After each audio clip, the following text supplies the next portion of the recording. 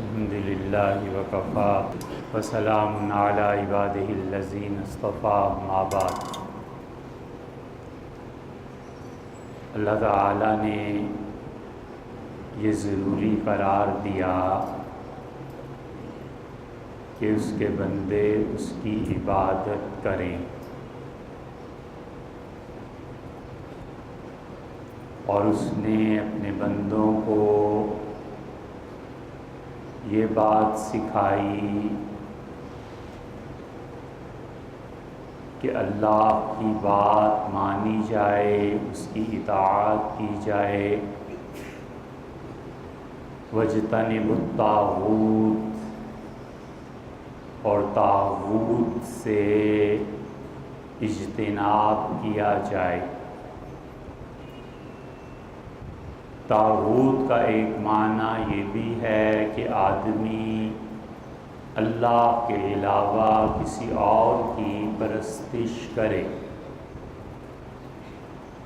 اور ایک معنی یہ بھی ہے کہ اللہ کے علاوہ کسی اور کی اطاعت کرے۔ اور اللہ نے اپنی عبادات میں سب سے افضل عبادت اس فکر اور سوچ کو قرار دیا جو کسی انسان کا اثاثہ ہے، اور انسانی سوچ اور فکر جسے آپ شریعت کی اصطلاح میں عقیدہ کہتے ہیں، ایک مومن کی سب سے بڑی پونجی ہے،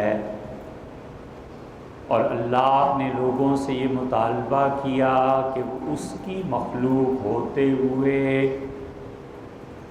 کسی بھی قسم کا شرک اپنی زندگی سے دور رکھیں۔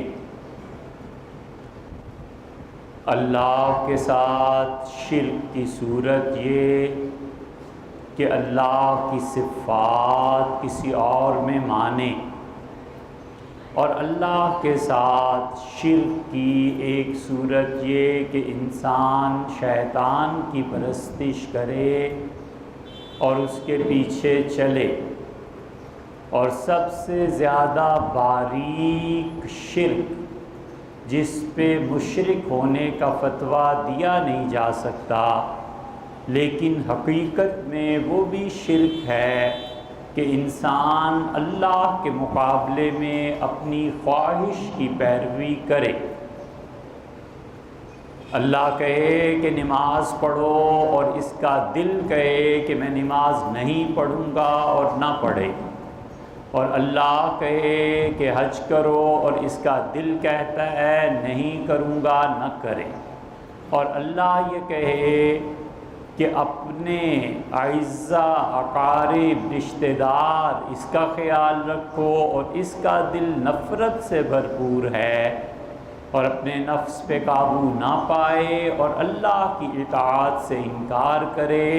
اور اللہ منع کرتا ہے ناحق خون کو، اور اللہ منع کرتا ہے کہ کسی کو قتل کیا جائے، لیکن یہ سازشوں کے تحت قتل کرے اور اللہ کے معصوم بندوں کا خون بہائے۔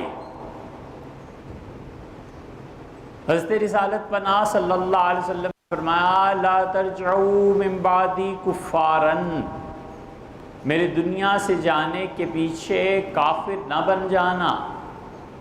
یغلب اعناق بعضکم بعضا، ایسے نہ ہو کہ میری امت میں یہ عذاب فتنہ چل پڑے کہ تم لوگ ایک دوسرے کی گردنیں اڑانے لگو اور ناحق مارنے لگو۔ اب دل کہتا ہے کہ اس کو مار دوں، اور اللہ نے اس کا خون جائز قرار نہیں دیا، یہ اپنے نفس کی اطاعت کرتا ہے۔ اللہ نے اسی لیے فرمایا فرأیت من اتخذ الہہ ہوا، تم نے کبھی اس شخص کی حالت پر غور کیا ہے جس نے مجھے چھوڑ کر اپنے نفس کو اپنا معبود بنا لیا ہے؟ اور پھر کیا ہوتا ہے جب اپنے نفس کو پوجنے لگتا ہے تو اللہ نے فرمایا کہ فَأَضَلَّهُ اللَّهُ عَلَىٰ عِلْمٍ، علم کے باوجود گمراہ ہوتا ہے۔ وَاتَّبَعَ هَوَاهُ، جب اپنے خواہش نفس کی پیروی کرتا ہے اسے نہیں پتا کہ اللہ نے یہ ضروری قرار دیا، اس کے باوجود نافرمانی کرتا ہے۔ اللہ کہتا ہے اس شخص کی حالت پہ غور کرو جسے ہم نے علم عطا کیا تھا، اور اسی لیے اللہ مثال دیتا ہے اور وہ کہتا ہے کہ ہم نے اپنے ایک بندے کو علم عطا کیا، وَلَوْ شِئْنَا لَرَفَعْنَاهُ، اور اگر ہم چاہتے تو اسے بہت اوپر تک کے درجات دیتے، وَلَكِنَّهُ أَخْلَدَ إِلَى الْأَرْضِ، یہ بدبخت خود زمین کی طرف دھنستا چلا گیا، اور كَمَثَلُهُ كَمَثَلِ الْكَلْبِ، اور لوگوں تم نے سمجھنا ہو کہ آدمی جب اوپر سے گرتا ہے اور نیکی سے بدی کی طرف اور خیر سے شر کی طرف اور اللہ کے قرب سے بعد کی طرف اور اللہ کی اطاعت سے نافرمانی کی طرف سفر کرتا ہے، تو اللہ نے فرمایا کہ کمثل الکلب، پھر اس کو دیکھو اس کی حالت کتے جیسی ہو جاتی ہے، ان تحمل علیہ یلہث، اگر اس کتے پر تم کوئی بوجھ لا دو گے تو بھی اس کی زبان باہر لٹکی رہے گی، او تترکہ یلہث، بوجھ اتار دو تو بھی اس کی زبان لٹکی رہے گی۔ کتے کو دو چیزوں سے غرض ہوتی ہے، پیٹ سے اور شہوت جنس سے، تو جس کو اللہ کہتا ہے میں چھوڑ دیتا ہوں اور وہ اپنے نفس کی پیروی کرتا ہے اور میں گراتا ہوں جس آدمی کو، اس کی ساری زندگی کا محور پیٹ ہے یا پیٹ سے ارد گرد جو چند انچ کے فاصلے پہ چیزیں ہیں یہ رہ جاتا ہے۔ وَلَوْ شِئْنَا لَرَفَعْنَاهُ، ہم چاہتے تو اسے بڑی ترقی دیتے، وَلَكِنَّهُ أَخْلَدَ إِلَى الْأَرْضِ، یہ خود جان بوجھ کے زمین میں دھنسا۔ اللہ کی سب سے بڑی عبادت فکر کی عبادت، اللہ کی سب سے بڑی عبادت سوچ کی عبادت ہے، اللہ کی سب سے بڑی عبادت عقیدے کی عبادت ہے۔ اللہ کو ایک مانے، اس کو اپنی ذات میں تنہا جانے، اس کی صفات میں کسی کو شریک نہ ٹھہرائے، علم، ارادہ، قدرت، سمع، بصر، کلام، تکوین، اللہ کی 7 یا 8 صفات ایسی ہیں جن کو یاد کرے تاکہ اللہ خوش ہو اس سے اور اللہ راضی ہو۔ علم، ارادہ، سمع، بصر، کلام، تکوین، اور یہ اللہ کی صفات ہے۔ اللہ نے کہا ان چیزوں کے ماننے کو، اسی طرح حضرت رسالت مآب صلی اللہ علیہ وسلم کے متعلق، ان کے تمام بھائیوں کے متعلق یہ عقیدہ رکھے کہ انبیاء علیہ السلام بالکل معصوم تھے، اور جو ہمیں بربنائے بشریت ان کی کوئی لغزش نظر آتی ہے وہ ہمیں اپنی عقل کا علاج کرتا ہے۔ انبیاء علیہ السلام پر تہمت نہیں رکھی جا سکتی، انہیں برا نہیں کہا جا سکتا، اور یہ مانے دل سے کہ حضرت رسالت پناہ صلی اللہ علیہ وسلم خدا کے آخری رسول تھے، اور ان کے بعد اللہ نے کسی کو رسالت کا منصب نہیں دینا۔ اللہ نے خاتم النبیین طے فرما دیا ہے یہ سب سے بڑی عبادت ہے انسان کی، جو اپنی فکر کے ذریعے کرتا ہے، قیامت کو مانے، قبر کے عذاب کو مانے، پورا یقین رکھے کہ جو کچھ آج میں کر رہا ہوں مجھے ایک ایک فعل کا اللہ کو حساب دینا ہے۔ میں آج اپنے نفس کو نہیں کچلوں گا، اپنے نفس کو ماروں گا نہیں، اور اپنے نفس کی خواہشات کو نہیں روندوں گا، تو یہ سانپ ڈس لے گا۔ اللہ کے مقابلے میں یہ ایک خدا بنا ہوا ہے، میں اس کی پیروی کرتا ہوں اور اللہ کی نہیں مانتا۔ اسی لیے اللہ بار بار یہ کہتا ہے کہ اپنے نفس کی شرارتوں سے بچو۔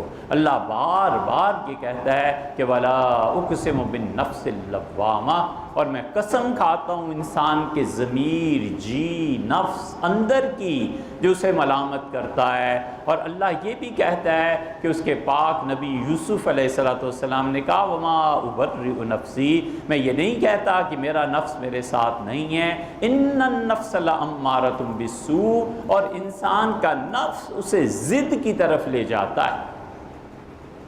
یہ ضد کا مرض مستقل مرض ہے، سامنے صاف نظر آ رہا ہے کہ دوسرا آدمی ٹھیک کہہ رہا ہے، اس کے پاس دلائل ہے، ماننی چاہیے اس کی بات، اس کے باوجود ضد، یہ ذوق، میں بڑا ہوں، میرے پاس پیسہ، میرے پاس عہدہ ہے۔ اے یار، یہ پیسہ اور عہدہ اس دلیل کے مقابلے میں اللہ کے یہاں کچھ نہیں ہے۔ نفس کی ضد اس پہ قائم رہنا اور اللہ کی بات کو ٹھکرا دینا یہ کوئی زیادہ دیر نہیں ہے۔ کتنے ہی تھے جو پچھلے رمضان میں تھے آج نہیں ہیں، اور کتنے ہی ہیں جو آج ہیں اور اگلے رمضان میں کوئی گارنٹی، کچھ بھی گارنٹی نہیں ہے بھئی، اور کتنے ہی تھے جو اپنے نفس کی ضد میں مارے گئے اور قیامت تک کے لیے برباد ہو گئے۔ اپنے نفس کو کچلے، اس کی خواہشات کو کچلے، اور پورے یقین سے یہ بات جانیں کہ میں نے اللہ کے ساتھ کوئی شرک نہیں کرنا۔ حضور صلی اللہ علیہ وسلم دعا سکھاتے تھے، فرماتے تھے صبح و شام یہ 3 مرتبہ پڑھا کرو، اور کہو کہ اللہم انی اعوذ بک ان اشرک بک شیئا وانا اعلم، اللہ میں توبہ کرتا ہوں اس شرک سے جو میں جان بوجھ کے کروں حالانکہ مجھے پتہ ہے یہ شرک ہے، اور وَأَسْتَغْفِرُكَ لِمَا لَا أَعْلَمُ، اور اللہ جو میرے علم میں ہی نہیں اور میں شرک کر بیٹھا ہوں کبھی، اللہ اس سے بھی تیری پناہ مانگ۔ سب سے بڑی عبادت فکر کی عبادت، تقدیر کو مانے، مت بحث کرے تقدیر پہ، مانے کہ اللہ کی صفات میں سے حضرات صحابہ کرام رضی اللہ عنہ پورا ایمان اور عقیدہ رکھے کہ اللہ کے وہ بندے گناہوں سے محفوظ تھے، ان کی جو لغزشیں، جو گناہ نظر آتے ہیں ہمیں اور آپ کو، یہ ایسے ہی ہے جیسے دریا بہہ رہا ہے اور کسی نے جوتا اتار کر پھینک دیا، جوتا کتنا ہی گندا ہو دریا پہ کیا اثر کرے گا؟ دریا کا پانی بحر الکاہل اور سمندر ہے، وہاں کوئی آدمی جا کے گندگی ڈالائے تو اس سے کیا فرق پڑتا ہے؟ صحابہ کرام رضی اللہ عنہ کی نیکیاں اتنی جاری، اللہ کے ہاں قبول شدہ گارنٹڈ چیزیں ہیں۔ دنیا کا کوئی آدمی یہ دعویٰ نہیں کر سکتا کہ میری نیکی گارنٹڈ ہے، دنیا کا کوئی آدمی یہ نہیں کہہ سکتا کہ میری نیکی یقیناً۔ صحابہ رضی اللہ عنہ واحد ہیں انبیاء علیہ السلام کے بعد جن کو اللہ خود کہتا ہے کہ رضی اللہ عنہم، اللہ ان سے راضی ہو گیا، جن کے بارے میں اللہ خود کہتا ہے کہ لقد رضی اللہ عن المؤمنین، اللہ ان تمام صحابہ رضی اللہ عنہ سے راضی ہو گیا، اذ یبایعونک تحت الشجرہ، جنہوں نے درخت کے نیچے آپ کے ہاتھ پر بیعت کی۔ 1400 صحابہ کرام رضی اللہ عنہ تھے، اور رسول اللہ صلی اللہ علیہ وسلم نے ہاتھ بڑھا دیا بیعت کے لیے۔ لوگوں نے کہا اللہ کے رسول کس پہ بیعت کریں؟ آپ نے فرمایا علی دم عثمان، عثمان کے خون پر بیعت کریں۔ کوئی آدمی ایسا نہیں ہے جس کے خون اور بدلے پہ بیعت کی گئی ہو۔ سیدنا عثمان رضی اللہ عنہ امیر المومنین تھے، سیدنا عثمان رضی اللہ عنہ اموی خلیفہ تھے، انہیں عمر رضی اللہ عنہ نے منتخب کیا تھا۔ رسول اللہ صلی اللہ علیہ وسلم بار بار جنت کی بشارت دیتے رہے، پانی پلایا انہوں نے مسلمانوں کو، یہ مسجد نبوی کی پہلی صف کی خریداری میں حصہ تھا۔ رسول اللہ صلی اللہ علیہ وسلم جہاں آج دفن ہیں ان کا مرقد مبارک جو ہے یہ زمین سیدنا ابوبکر رضی اللہ عنہ نے خرید کے رسول اللہ صلی اللہ علیہ وسلم کو دی تھی۔ یہ کوئی معمولی لوگ ہیں؟ حضور صلی اللہ علیہ وسلم نے فرمایا جس نے درخت کے نیچے میرے ہاتھ پر بیعت کی جہنم کی آگ اسے نہیں چھوئے۔ لوگوں نے کہا فلاں صحابی نے یہ کیا ہے، آپ نے کہا تم جانتے نہیں ہو اس نے میرے ہاتھ پہ بیعت کی تھی۔ سیدنا عمر رضی اللہ عنہ سے کہا گیا کہ حاطب بہت مالدار ہو رہے ہیں، یہ ہو گیا وہ ہو گیا۔ حاطب رضی اللہ عنہ کو سیدنا عمر رضی اللہ عنہ نے خط لکھا کہ حاطب ہوش کرو، یہ کیا شکایتیں آ رہی ہیں؟ کسی نے کہا کہ حاطب کو سزا دیں، فرمایا جھوٹ بکتے ہو، حاطب جنتی ہے، تمہیں پتہ نہیں ہے کہ اس نے رسول اللہ صلی اللہ علیہ وسلم کے ہاتھ پہ بیعت کی تھی۔ سیدنا عمر رضی اللہ عنہ ڈانٹ دیتے تھے ان لوگوں کو جو حدیبیہ میں شامل صحابہ کرام رضی اللہ عنہ پہ کسی پہ فتح مکہ کے موقع پہ اللہ کہتا ہے لقد رضی اللہ عن المؤمنین، اللہ ان سب ایمان والوں سے راضی ہو گیا۔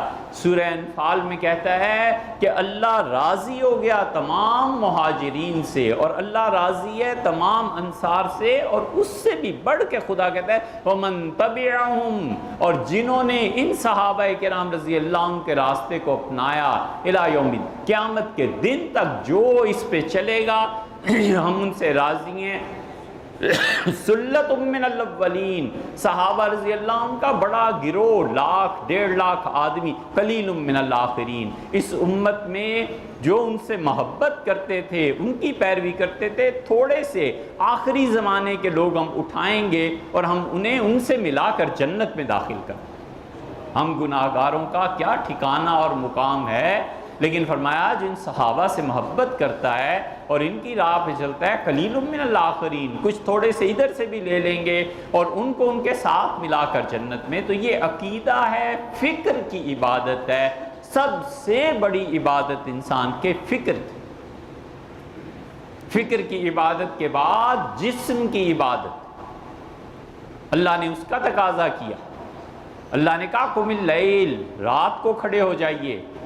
اللہ کہتا ہے ومن اللیل، اور رات کو عبادت کرو، فسبحوا لیلا طویلا، گئی رات تک، دیر تک میرے سامنے کھڑے رہنا۔ اللہ کہتا ہے مجھے یاد کرو، میری تسبیح بیان کرو رات گئے تک۔ اللہ کہتا ہے ورکعوا، میرے سامنے جھکو۔ اللہ کہتا ہے وسجدوا، سجدہ کرو۔ اللہ کہتا ہے میں نے مریم کو حکم دیا، میں نے مریم سے کہا کہ وسجدی، سجدہ کر مع الساجدین، جو اور بیت المقدس میں نماز پڑھتے ہیں تو بھی میری بندی مجھے سجدے کیا کر۔ اسی لیے اللہ کہتا ہے بار بار کہ جو لوگ میری عبادت نہیں کریں گے، مجھے سجدہ نہیں کریں گے، میں دیکھو ان کے ساتھ بری طرح پیش آؤں گا۔ تو پھر کہتا ہے فویل للمصلین، برباد ہو گئے وہ نمازی، الذین هم عن صلاتهم ساہون، جو اپنی نماز سے غافل۔ اسی لیے رسول اللہ صلی اللہ علیہ وسلم نے فرمایا سب سے پہلے اللہ حساب شروع کرے گا انسانی حقوق میں قتل کا، انسانی حقوق میں قتل۔ سیدنا علی رضی اللہ عنہ کہتے تھے انا اول من جسا، میں پہلا آدمی ہوں گا قیامت میں جو دونوں گھٹنے ٹیک کر بیٹھ جاؤں گا اور میں کہوں گا اللہ میرا حساب مجھ سے شروع فرما، لوگوں نے مجھے کیوں قتل کیا، اللہ لوگ مجھ سے کیوں لڑے، میں انا اول من جسا، سب سے پہلے حساب مجھ سے شروع ہو۔ پھر رسول اللہ صلی اللہ علیہ وسلم لوگوں، اللہ سب سے پہلے اپنے ہی حقوق میں نماز سے شروع کرے گا اور فرشتوں سے پوچھے گا دیکھو اس نے کتنی نمازیں پڑھی۔ فرشتے کہیں گے اللہ فرض میں کمی ہے، فرمائیں گے نفلوں سے، اور کہیں گے اللہ نفل بھی پورے نہیں ہوتے، تو اللہ کہے گا پھر اسے فرعون کے ساتھ لے جاؤ۔ مطلب فرعون کے ساتھ کیوں؟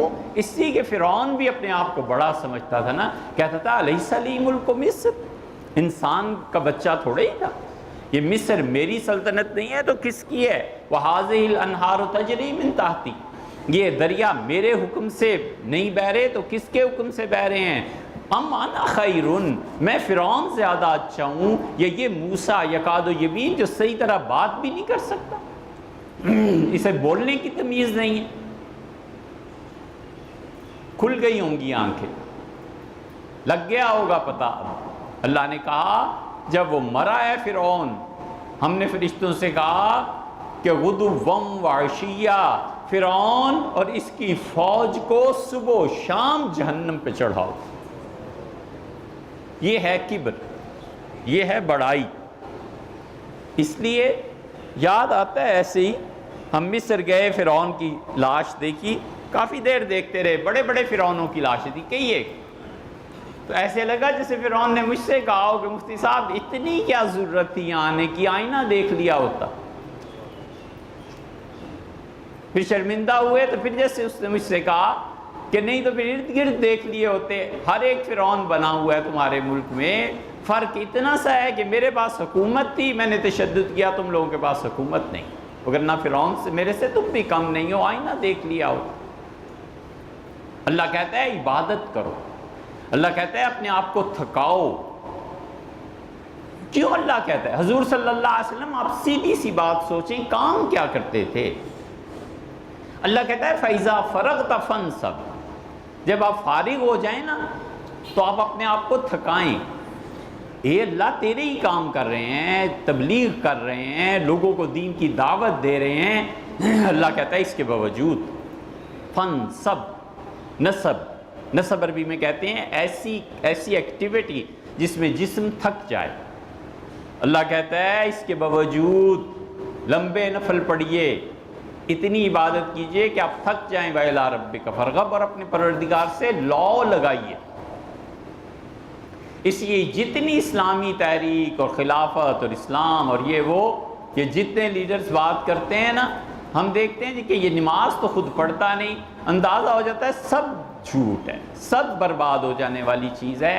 اللہ نے پہلا فرض جو عائد کیا تھا، حضور صلی اللہ علیہ وسلم، پہلی چیز عقیدے کے بعد جس کا تم سے حساب ہوگا قبر میں تمہاری نماز ہے۔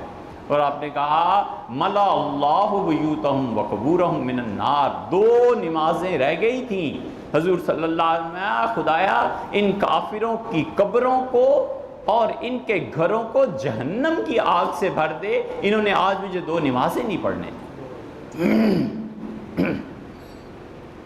اسی لیے فرمایا کہ میں سوچتا ہوں مصلی پہ کھڑا ہو جاؤں، اور یہ جو لوگ عشاء کی نماز میں نہیں آتے نا مسجد میں صحابہ رضی اللہ میں جوان لڑکوں کو بھیجوں اور کہوں ان کے گھروں کو آگ لگا دو، کیوں مسجد نہیں آتے، کیوں نماز نہیں پڑھتے؟ اسی لیے اللہ کہتا ہے جسمانی عبادت پہ زور دیتا ہے، وہ کہتا ہے عبادت کرو۔ اللہ کہتا ہے نحن نرزقک، اے نبی صلی اللہ علیہ وسلم ہم آپ کو رزق دیں گے، لا نسألک رزقا، ہم آپ سے یہ نہیں مانگتے کہ آپ روزی دیں ہمیں، آپ عبادت کیجیے، نماز پڑھیے، خدا کو یاد کیجیے۔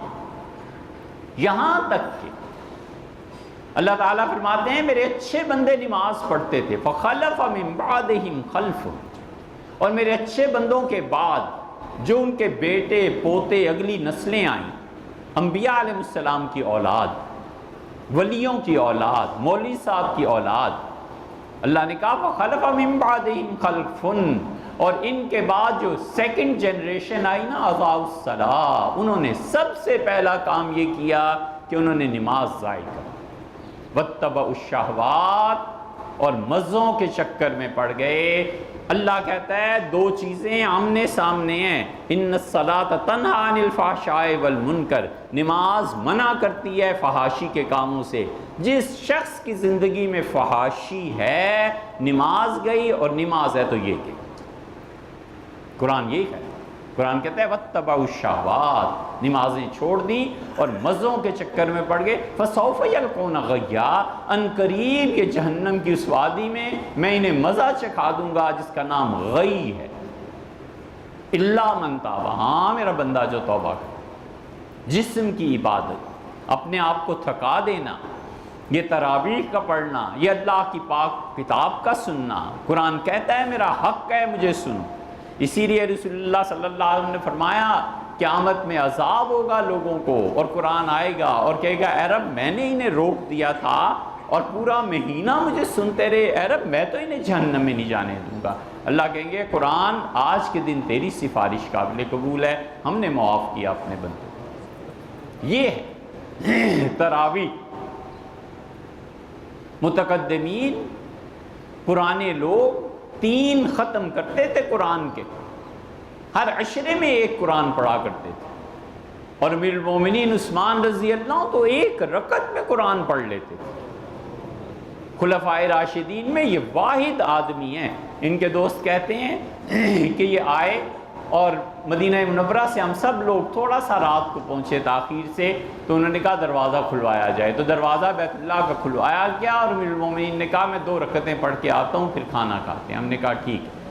ایک جگہ آیا ہے مقام ابراہیم پہ بھی یہی ہوا ہے، بیت اللہ کے اندر بھی اندر تشریف لے گئے اور جا کر جو نماز شروع کی تو ان کے دوست کہتے ہیں ہم گئے تو پڑھے چلے جا رہے ہیں، پڑھے چلے جا رہے ہیں، یہاں تک کہ انہوں نے پہلی رکعت میں قل اعوذ برب الفلق تک کھڑے ہو کے پڑھا، اور دوسری میں ناس پڑھی، اور باہر آئے اور اتنا طویل وقت تھا، فرمایا سحری نہ کر لیں، روزہ نہ رکھ لیں۔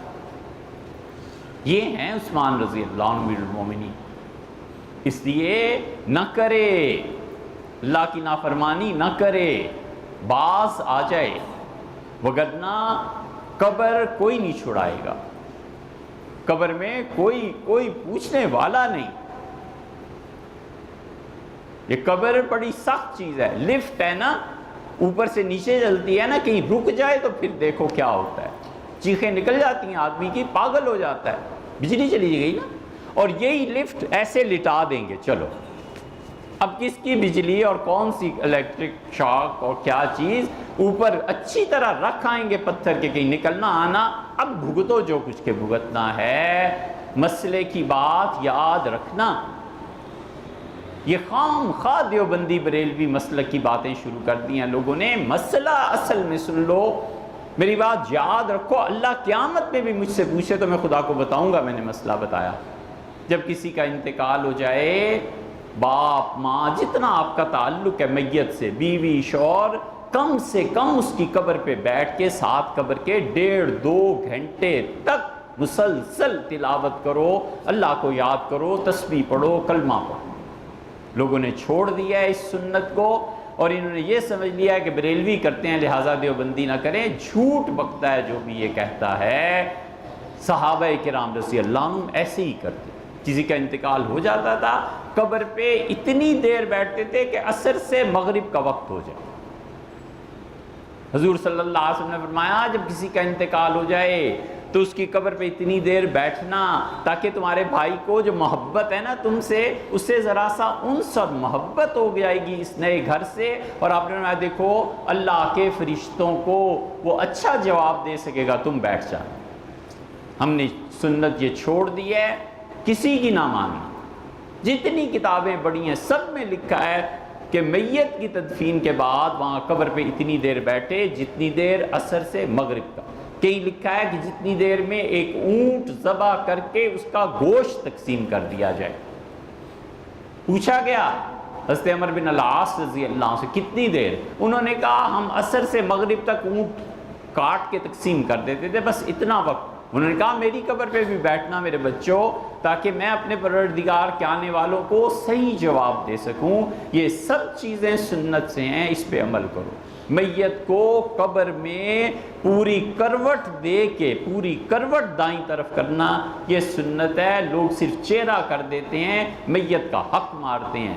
قبر کے اوپر کی مٹی میت کا حق ہے، خبردار جو کوئی اسے اٹھائے۔ اور اسی طرح میت کے انتقال کے بعد اس کے ساتھ نرمی اور رحمت کا معاملہ اور کسی کی برائی کا کوئی تذکرہ نہیں۔ حضور صلی اللہ علیہ وسلم نے یہ سکھایا ہے، یہ خام خواہ لوگوں نے اسے فرقہ واریت کا مسئلہ بنا دیا۔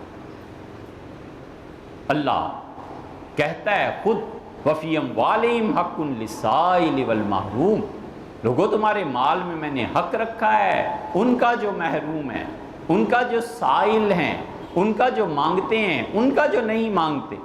اللہ کہتا ہے یعرفون بسیماہم، تم ایسے لوگوں کو دیکھو جو میرے دین کا کام کرتے ہیں، اس مصروفیت کی وجہ سے وہ معاش کما نہیں سکتے۔ یہ جو کہتے ہیں نا مولوی معاشرے پہ بوجھ ہے، یہ پیر بوجھ بنے، یہ سارے یہ ان کو جواب، کبھی خدا کی کتاب پڑھی ہو تو تب نا۔ یہ جتنے لبرلز بنتے پھرتے ہیں اور یہ جتنے کرتے ہیں، ان سے ہم نے کئی مرتبہ پوچھا کہ میاں آپ نے کبھی قرآن پڑھا ہے، حدیث پڑھی؟ نہیں پڑھا نہیں، اگر سچ بولو۔ نظریاتی کونسل کا بل آیا، صحیح ہے غلط ہے اس سے مجھے بحث نہیں، 29 آدمی 29 صحافیوں سمیت میں نے کہا جی بل آپ نے پڑھا ہے سچ بتائیے؟ نہیں جی بل نہیں پڑھا۔ اے یار جس چیز کو تم نے پڑھا نہیں، جانتے نہیں ہو، اس پہ فتوے کیسے لگانے لگے ہو؟ پڑھو تو صحیح۔ اسی لیے خدا کہتا ہے کہ جن لوگوں کو دین کے کام نے کمانے سے روک دیا ہے، تعرفہم بسیماہم، تم ان کے حالات پر غور کرو، لا یسألون الناس الحافا، وہ کسی کے سامنے اپنی ذاتی ضروریات کے لیے ہاتھ نہیں پھیلاتے شرم کی وجہ سے۔ اللہ کہتا ہے ان کی مدد کرو۔ اور پھر خدا نے یہ کہا کہ میں تمہیں اجر دوں، یہ نہیں کہا فلاں فلاں چیز، کہا میرے ذمہ رہا، ہم دیں گے، ہم شہنشاہ ہیں، ہم بادشاہ ہیں، تم ان کی مدد کرو ہم تمہیں دیں گے۔ من انصاری الی اللہ، اللہ کہتا ہے کون ہے جو میرے دین کی مدد کرتا ہے؟ من یقرض اللہ قرضا حسنا، کون ہے جو میرے نام پہ قرض دیتا ہے؟ اللہ کہتا ہے وَأَنفِقُوا، اور خرچ کرو، یُؤْتِکُمْ کِفْلَیْنِ مِن رَحْمَتِهِ، ہم اپنی ڈبل رحمت تمہیں دیں گے۔ پہلے تو ایک دیتے تھے نا، جب میرے لیے خرچ کرو گے میں ڈبل تمہیں کر کے دوں گا۔ اللہ اسی لیے کہتا ہے کہ ان پہ خرچ کرو۔ اور دیکھو یہ تمہارے پاس نبی صلی اللہ علیہ وسلم ایسے صحابہ آ رہے ہیں تو کہ انہوں نے کہا آپ ہمیں سواری دے دیں، ہم اللہ کی راہ میں لڑیں گے۔ قلت لا اجد، آپ نے کہا میرے پاس دینے کے لیے کچھ نہیں رہا، میرے پاس کچھ بھی نہیں ہے۔ تو آپ دیکھیں وہ جب واپس پلٹے ہیں، اللہ کہتا ہے ان صحابہ کے آنسوؤں کو دیکھو، وہ رو پڑے اور انہوں نے کہا اللہ ہم اتنے غریب ہیں، تیری راہ میں ایک سواری بھی نہیں ہے جو ہم چل سکیں۔ اللہ کہتا ہے انہیں بشارت دے، ہم نے ان کی نیکی کو قبول کیا، ہم انہیں جنت میں جگہ دیں گے۔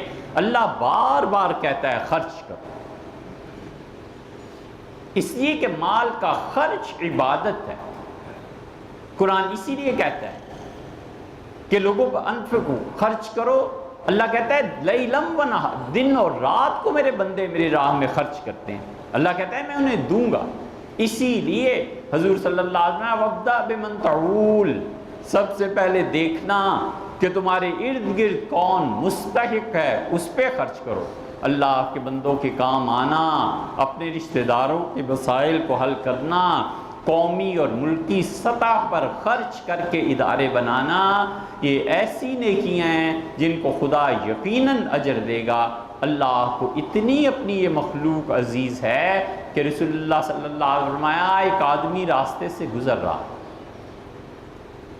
اور اس نے ایک درخت دیکھا، پھر اس نے کہا یہ درخت کانٹوں والا ہے، اسے ہٹا دینا چاہیے، اللہ کی مخلوق اس سے تکلیف ہوگی، کسی کو کانٹا چبھ جائے گا۔ اس نے درخت ہٹایا اور اللہ نے اپنے فرشتوں کو بلایا اور فرمایا میں نے اس اپنے بندے کی نیکی کو قبول کیا، اس کے گناہ معاف ہوئے اور اسے جنت کی بشارت دو۔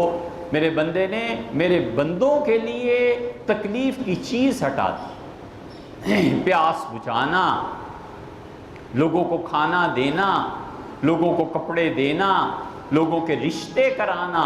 رسول اللہ صلی اللہ علیہ وسلم پوچھا گیا افضل ترین نیکی، آپ نے فرمایا جہاں رشتہ جائے سفارش کیا کرو کہ بچہ لڑکا اچھا ہے، لڑکی اچھی ہے، کر لیں۔ اور آپ نے کہا لم تفعلوا، اور اگر تم نکاح میں ایک دوسرے سے تعاون نہیں کرو گے تکن فتنۃ فی الارض، زمین پہ یہ جوان لڑکے اور لڑکیاں جانچ میں، آزمائش میں پڑ جائیں گے، اور فساد کبیر، آپ نے فرمایا سارے معاشرے میں فساد مچ جائے گا، یہ نہ کرو۔ نکاح کے لیے سفارش کیا کرو، لوگوں کے نکاح کرانا، ان کے گھر آباد کرنا، یہ سارے نفس اپنی مال کی جان کی قربانی دے کر لوگوں کے متعلق فلاح و بہبود، اللہ کہتا ہے خرچ کرو، اور اللہ کہتا ہے وفی اموالہم حق للسائل والمحروم، اور ہم نے تمہارے مال میں حق رکھا ہے ان کا جو سوال کرتے ہیں اور ان کا بھی جو محروم۔ اور اسی لیے اللہ تعالیٰ فرماتے ہیں ولا یحض علی طعام المسکین، یہ لوگوں کو کھانا کھلانے، مسکینوں کو کھانا کھلانے کے بارے میں ترغیب بھی نہیں دیتا تھا، ایسا خراب آدمی تھا۔ اسی لیے قرآن کہتا ہے کہ لوگوں کو کھانا کھلاؤ۔ اللہ فرماتے ہیں لا نرید منکم جزاء ولا شکورا، میرے بندے کھانا کھلاتے ہیں اور کہتے ہیں یار کسی شکریہ کی ضرورت نہیں، کوئی ہم آپ سے اجر نہیں چاہتے، اللہ کے لیے یہ کھانا کھا، کپڑے لوگوں کو پہنا، اتنی سکیمز کرتے ہیں کہ سیکیورٹی ملے۔ ہمارے اخلاقیات تباہ ہو گئے کیونکہ ویلفیئر سٹیٹ کی بجائے سیکیورٹی سٹیٹ ہو گئی۔ ویلفیئر سٹیٹ ہوتی تو کیا ہوتا؟ حضور صلی اللہ علیہ وسلم تم اپنے بھائی کو کپڑا پہناؤ اور جب تک اس کپڑے کا ایک پیبند بھی اس کے جسم پہ باقی ہے نا، اللہ تمہاری حفاظت کرے۔ یہ حدیث ان کو کوئی سنائے جو ہزار ہزار جوڑے کپڑوں پہ دے سکتے ہیں۔ کافر اللہ کی راہ میں خرچ کرے تو نفع ملتا ہے۔ حکیم ابن حزام کافر تھے، مشرک تھے، کہا اللہ کے رسول میں نے 1000 آدمیوں کو کپڑے پہنائے اور میں نے حج میں 1000 آدمیوں کو مفت سواریاں دی، اور اللہ کے رسول میں نے 1000 آدمی گن کے کھانا کھلایا، لیکن میں مشرک تھا، مجھے اس کا اجر ملے گا؟ رسول اللہ صلی اللہ علیہ وسلم اسلمت علی ما اسلفت، وہ جو نیکیاں کی تھی نا اس کی وجہ سے ہی تو اللہ نے اسلام سے نوازا، اللہ نے نقد صلہ دیا کہ لو ایمان لے جاؤ۔ اسی لیے رسول اللہ صلی اللہ علیہ وسلم پوچھا گیا کہ اللہ کے رسول بڑا عبادت گزار ہے ایک آدمی لیکن پیسے نہیں خرچ کرتا، اور دوسرا سخی ہے لیکن عبادت کم کرتا ہے. آپ فرمایا یہ زیادہ اچھا ہے سخی جو عبادت اگرچہ کم کرتا ہے لیکن اپنا مال خرچ کرتا ہے.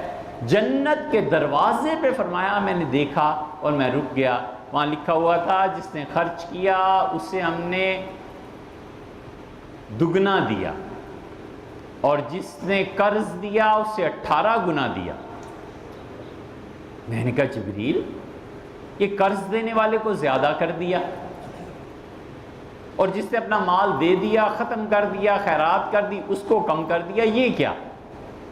تو اس نے کہا آپ کے پروردگار نے کہا ہے کہ جو قرض دیتا ہے وہ اپنے بھائی کی ضرورت کو بھی پورا کرتا ہے, اسے وہ بھی اجر ہے اور یہ بھی اجر ہے. 18 گنا ایک کے عوض میں 18 ملتے ہوں.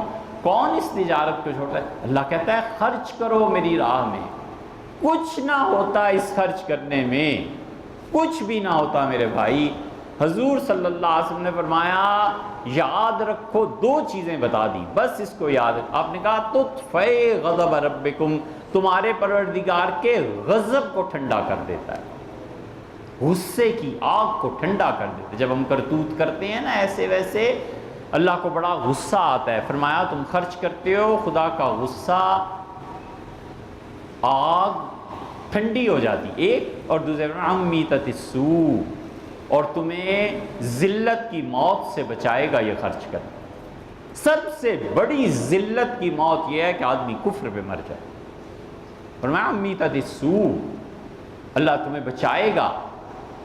ذلت کی موت بڑی بڑی چیزیں ہوتی ہیں, اللہ معاف. اس لیے خدا کی عبادت کرے فکر سے, خدا کی عبادت کرے جسم سے, خدا کی عبادت کرے جان سے اور مال سے, اور خدا کی عبادت کرے ان چیزوں میں جو اللہ نے ضروری قرار نہیں دی. لیکن اللہ کہتا ہے میری عبادت کرو میں تم سے خوش ہوں گا. عجیب حدیث سنائی حضور صلی اللہ علیہ وسلم کی. یہ حدیث صحابہ کرام رضی اللہ عنہ اور تابعین جب سنتے تھے جیسا رکبتیں دونوں گھٹنوں کے بل بیٹھ جاتے تھے. وہ کہتے تھے اس حدیث کا ادب ہے کہ ہم بیٹھ جاتے ہیں.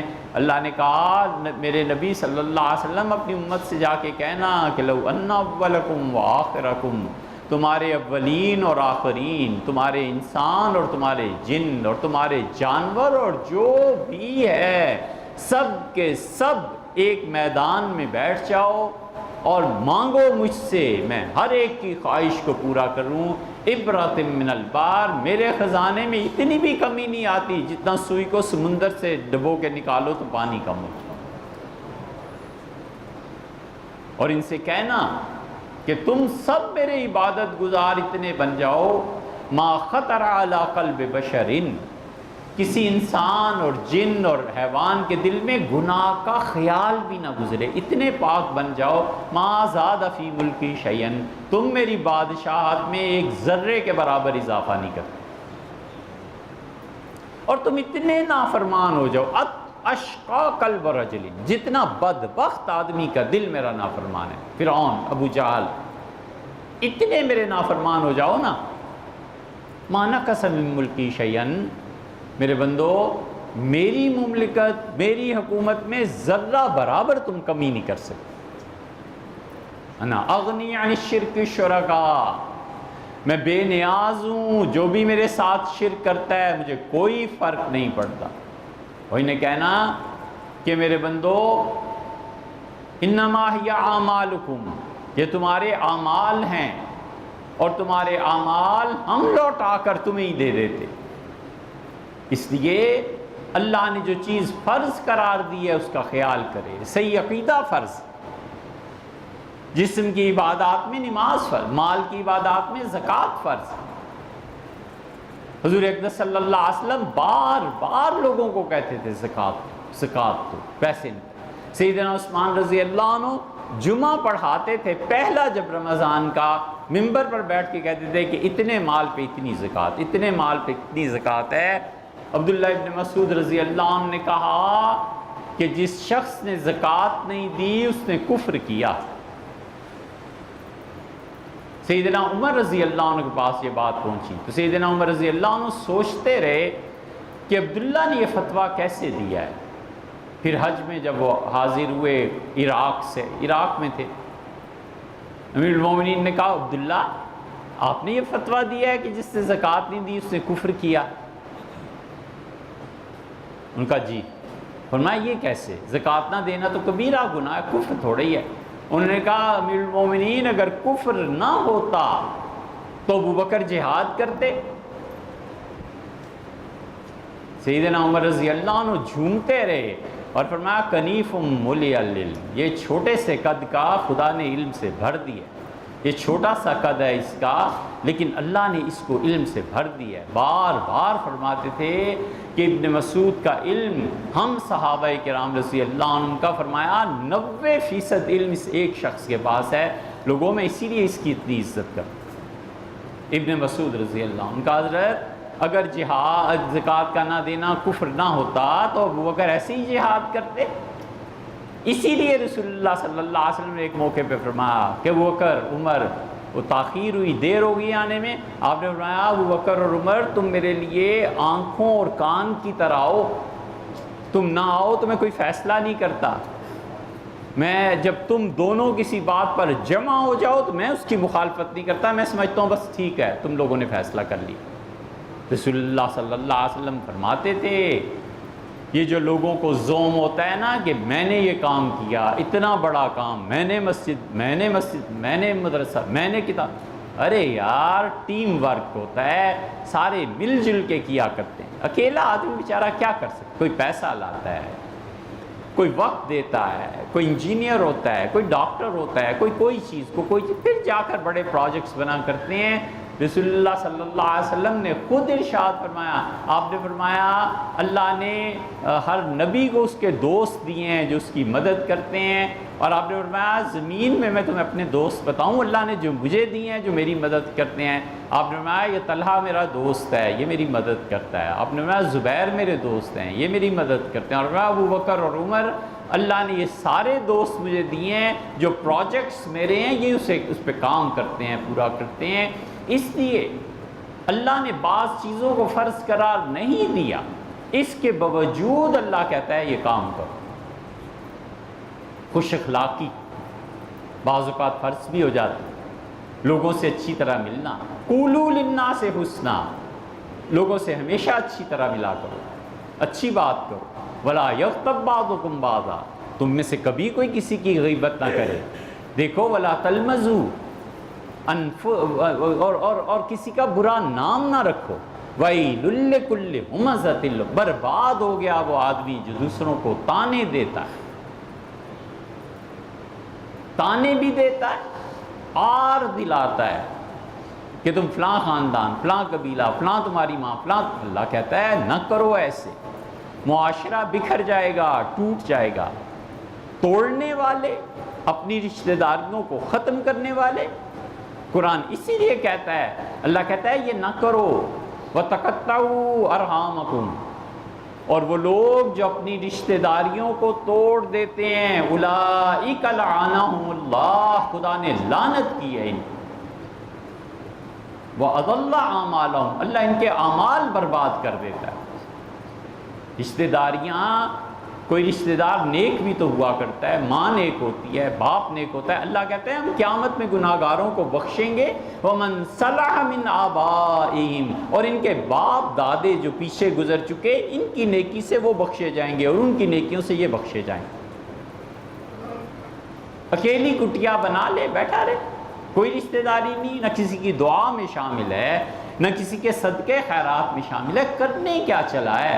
اللہ کہتا ہے ہم تمہارے گناہ معاف کرتے ہیں اس لیے کہ تم ایک اچھے آدمی کی اولاد ہو، تمہارا باپ بڑا اچھا۔ کیا ہے؟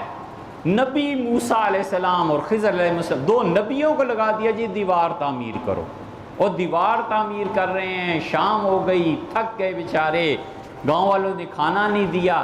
اللہ کہتا ہے اس لیے کہ وہاں خزانہ تھا، دیوار گر گئی تھی، خزانہ لوگ لوٹ کے لے جاتے، کانا ابوہما صالحا، ان دو یتیم بچوں کا باپ بڑا نیک آدمی تھا، فارادہ ربک، تیرے پروردگار نے چاہا کہ اس کی نیکی کی وجہ سے اس کی اولاد کا رزق بڑھا دیا جائے۔ ماں باپ کی نیکیاں اولاد کے کام آ جاتی ہیں، بہن بھائیوں کی نیکیاں ایک دوسرے کے کام آ جاتی ہیں۔ اسی لیے سیدنا عمر رضی اللہ عنہ جیسے فہیم اور دانا آدمی نے سیدنا علی رضی اللہ عنہ کو کہا کہ اپنی صاحبزادی ام کلثوم کا رشتہ مجھ سے کر دیں۔ کامل المومنین اس کی عمر تھوڑی ہے، فرمایا میں مانتا ہوں، اور علی میں شادی کے اب ضرورت بھی نہیں ہے مجھے، لیکن میں ہر وہ کام کرنا چاہتا ہوں جس کی وجہ سے اللہ قیامت میں معاف فرما دے۔ اور رسول اللہ صلی اللہ علیہ وسلم اس سے کہا تھا، تم سے بھی کہا تھا کہ قیامت میں سارے نسب ٹوٹ جائیں گے، میرا نسب کام آئے گا۔ تو اگرچہ رسول اللہ صلی اللہ علیہ وسلم میرے داماد ہیں، لیکن میں چاہتا ہوں صاحبزادی صاحبہ فاطمہ کی بیٹی سے شادی ہو جائے، میں آپ کا داماد بن جاؤں، رسول اللہ صلی اللہ علیہ وسلم قیامت میں خیال فرمائیں۔ 40,000 درہم ان کی عزت، شرف، رسول اللہ صلی اللہ علیہ وسلم کی نواسی، اس کے ادب اور احترام میں سیدنا عمر رضی اللہ عنہ نے اپنا حق مہر دیا تھا۔ 40,000 درہم سوچا نہیں جا سکتا تھا۔ سیدنا عمر رضی اللہ عنہ نے کہا یہ میری اہلیہ رسول اللہ صلی اللہ علیہ وسلم کی نواسی ہیں، یہ سب کچھ اس کائنات میں رسول اللہ صلی اللہ علیہ وسلم ہی کے گرد تو گھوم رہا ہے۔ ہماری نمازیں، ہمارا روزہ، ہمارا ایمان، اللہ کی توحید، خود رسول اللہ صلی اللہ علیہ وسلم نے کہا ہے نا کہ اللہ ایک ہے، انہی کے گرد تو گھوم رہی۔ ہم اگر ان کی عزت نہ کریں، ان کی سنت کی پیروی نہ کریں، اور اگر ہم ان کا احترام نہ کریں، ہم ان کے دین کا کام نہ کریں، تو ہم نے کیا کیا؟ جھک ماری زندگی میں، کیا کیا؟ اللہ عمل کی توفیق۔ طاق راتوں کی عبادت کے متعلق آپ نے دریافت فرمایا ہے، تو جو بھی عبادت آپ کرنا چاہیں، نوافل پڑھیے، تلاوت کیجیے، کوئی علمی مجلس، مذاکرہ، سوال جواب کی محفل، یہ سب عبادت کی مختلف صورتیں ہیں، سب عبادت کی مختلف صورتیں ہیں۔ کوئی 100-200 ٹھنڈی پانی کی بوتلیں لے لیں، گاڑی میں بیٹھ جائیے، جہاں کوئی پولیس والا کوئی نظر آئے اسے دیجیے کہ پیو یار، سحری میں پینا، یہ عبادت ہی ہے نا، اور کیا؟ ہم در حقیقت عبادت کے ان معروف اور متوارث اعمال میں جکڑے گئے ہیں جو یقیناً عبادت ہیں، لیکن ہم اس کے علاوہ سوچتے نہیں۔ 10-20 تکیے رکھ لیجئے کبھی گاڑی میں، گرمیوں کی راتوں میں نکلیے، اور جتنے فٹ پاتھوں پہ سوتے ہوئے ملیں ان کو تکیہ دیجئے کہ یار آرام سے نیند کرو، یہ عبادت ہی ہے نا، اور کیا ہے؟ تو اس لیے عبادت کی مختلف شکلیں ہیں۔ آپ ان طاق راتوں میں بچوں کو بٹھا کے سمجھائیں کہ دین کیا ہے، یہ عبادت ہی تو ہے۔ مسجد کے پانی کی فکر کرنا، کیا ٹنکی بھری ہے کہ نہیں بھری، یہ عبادت ہی تو ہے۔ تو اس لیے شریعت نے ان طاق راتوں میں عبادت کو مخصوص نہیں کیا، یہ کہا ہے عبادت پر۔ جب کہا ہے آزاد چھوڑا ہے، آپ لوگوں کو آزاد رہنے دیجیے۔ حضور صلی اللہ علیہ وسلم نے بس یہ فرمایا ہے کہ حضرت عائشہ رضی اللہ عنہ نے پوچھا تھا کہ کیا دعا مانگے، تو آپ نے فرمایا یہ دعا مانگنا کہ اللہم انک عفو کریم تحب العفو، اللہ آپ معاف کرنے والے ہیں، کریم اللہ آپ بڑی عزت والے ہیں، تحب العفو اللہ آپ چاہتے ہیں، آپ خوش ہوتے ہیں جب بندے ایک دوسرے کو معاف کر دیں، تو فاعف عنا اللہ آپ بھی ہمیں معاف کر دیں، یا غفور اے بخشنے والے۔ عربی میں پڑھیے، نہیں تو اردو میں پڑھیے، پنجابی، پشتو، انگلش، جو زبان آپ کو آتی ہے اس میں پڑھیے کہ اللہ معاف فرما دے۔ اور اس کے ساتھ ساتھ جو بھی عبادت آپ کرنا چاہیں، کیونکہ صحیح احادیث میں آیا ہے کہ جبریل امین اس رات کو اترتے ہیں، اور جبریل ہاتھ ملاتے ہیں، اللہ کے فرشتے مصافحہ کرتے ہیں اس شخص سے جو عبادت میں مصروف ہو۔ یہ جتنی طاق راتیں، اور اسی لیے رسول اللہ صلی اللہ علیہ وسلم کی طبیعت میں بنیادی طور پر یکسوئی تھی، بالکل خاموشی، ایک طرف کو رہنا، اور اسی وجہ سے آپ اپنے دادا کی پیروی میں غار حرا تشریف لے جاتے تھے۔ یہ غار حرا جانا یہ حضرت عبد المطلب کا کام تھا۔ حضرت عبد المطلب ہمیشہ رمضان پورا غار حرا میں گزارتے تھے، تو رسول اللہ صلی اللہ علیہ وسلم نے دادا کو دیکھا تھا۔ پھر رسول اللہ صلی اللہ علیہ وسلم خود بھی غار حرا تشریف لے جایا کرتے تھے۔ وہ غار حرا کی جو تنہائی تھی وہ اتنی عروج پہ پہنچی اور یکسوئی کہ رمضان کے آخری عشرے کی طاق راتوں میں جبریل آپ سے ملنے آ گئے اور اقرأ بسم ربک الذی خلق قرآن شروع ہوا۔ اس لیے صاحب مغازی ابو اسحاق وغیرہ نے قرآن کے نزول کی تاریخ جو لکھی ہے اس میں وہ کہتے ہیں کہ رمضان کے آخری عشرے میں طاق راتوں میں سے کسی بھی ایک رات کو رسول اللہ صلی اللہ علیہ وسلم کی روحانیت اس درجہ عروج پہ تھی کہ اللہ کی طرف سے وحی شروع ہو گئی۔ یہ معارف الحدیث میں مولانا منظور نعمانی صاحب رحمۃ اللہ میں لکھا ہے۔ تو اس لیے عبادت بہت وسیع معنی میں، جیسے آپ کو جیسے اچھا لگے، جس میں دل لگے۔ ہماری کوئی تحقیق نہیں میاں، ہم نہ محقق ہیں نہ ہمیں کچھ پڑھنا لکھنا آتا ہے۔ یہ جو الفاظ اس طرح کے لکھتے ہیں نا، آپ کی تحقیق کچھ نہیں، ہمیں کوئی تحقیق نہیں ہے۔ جو پچھلے لکھ گئے نا امت میں، اس سے پڑھ کے ہم سمجھ لیں یہی ہماری معراج ہے۔ بس اب نئی تحقیقیں اور نئے مسائل۔ یاد رکھو فتنوں کے زمانے میں اجتہاد کرنا یہ ایک اور فتنے کو دعوت دینا ہے۔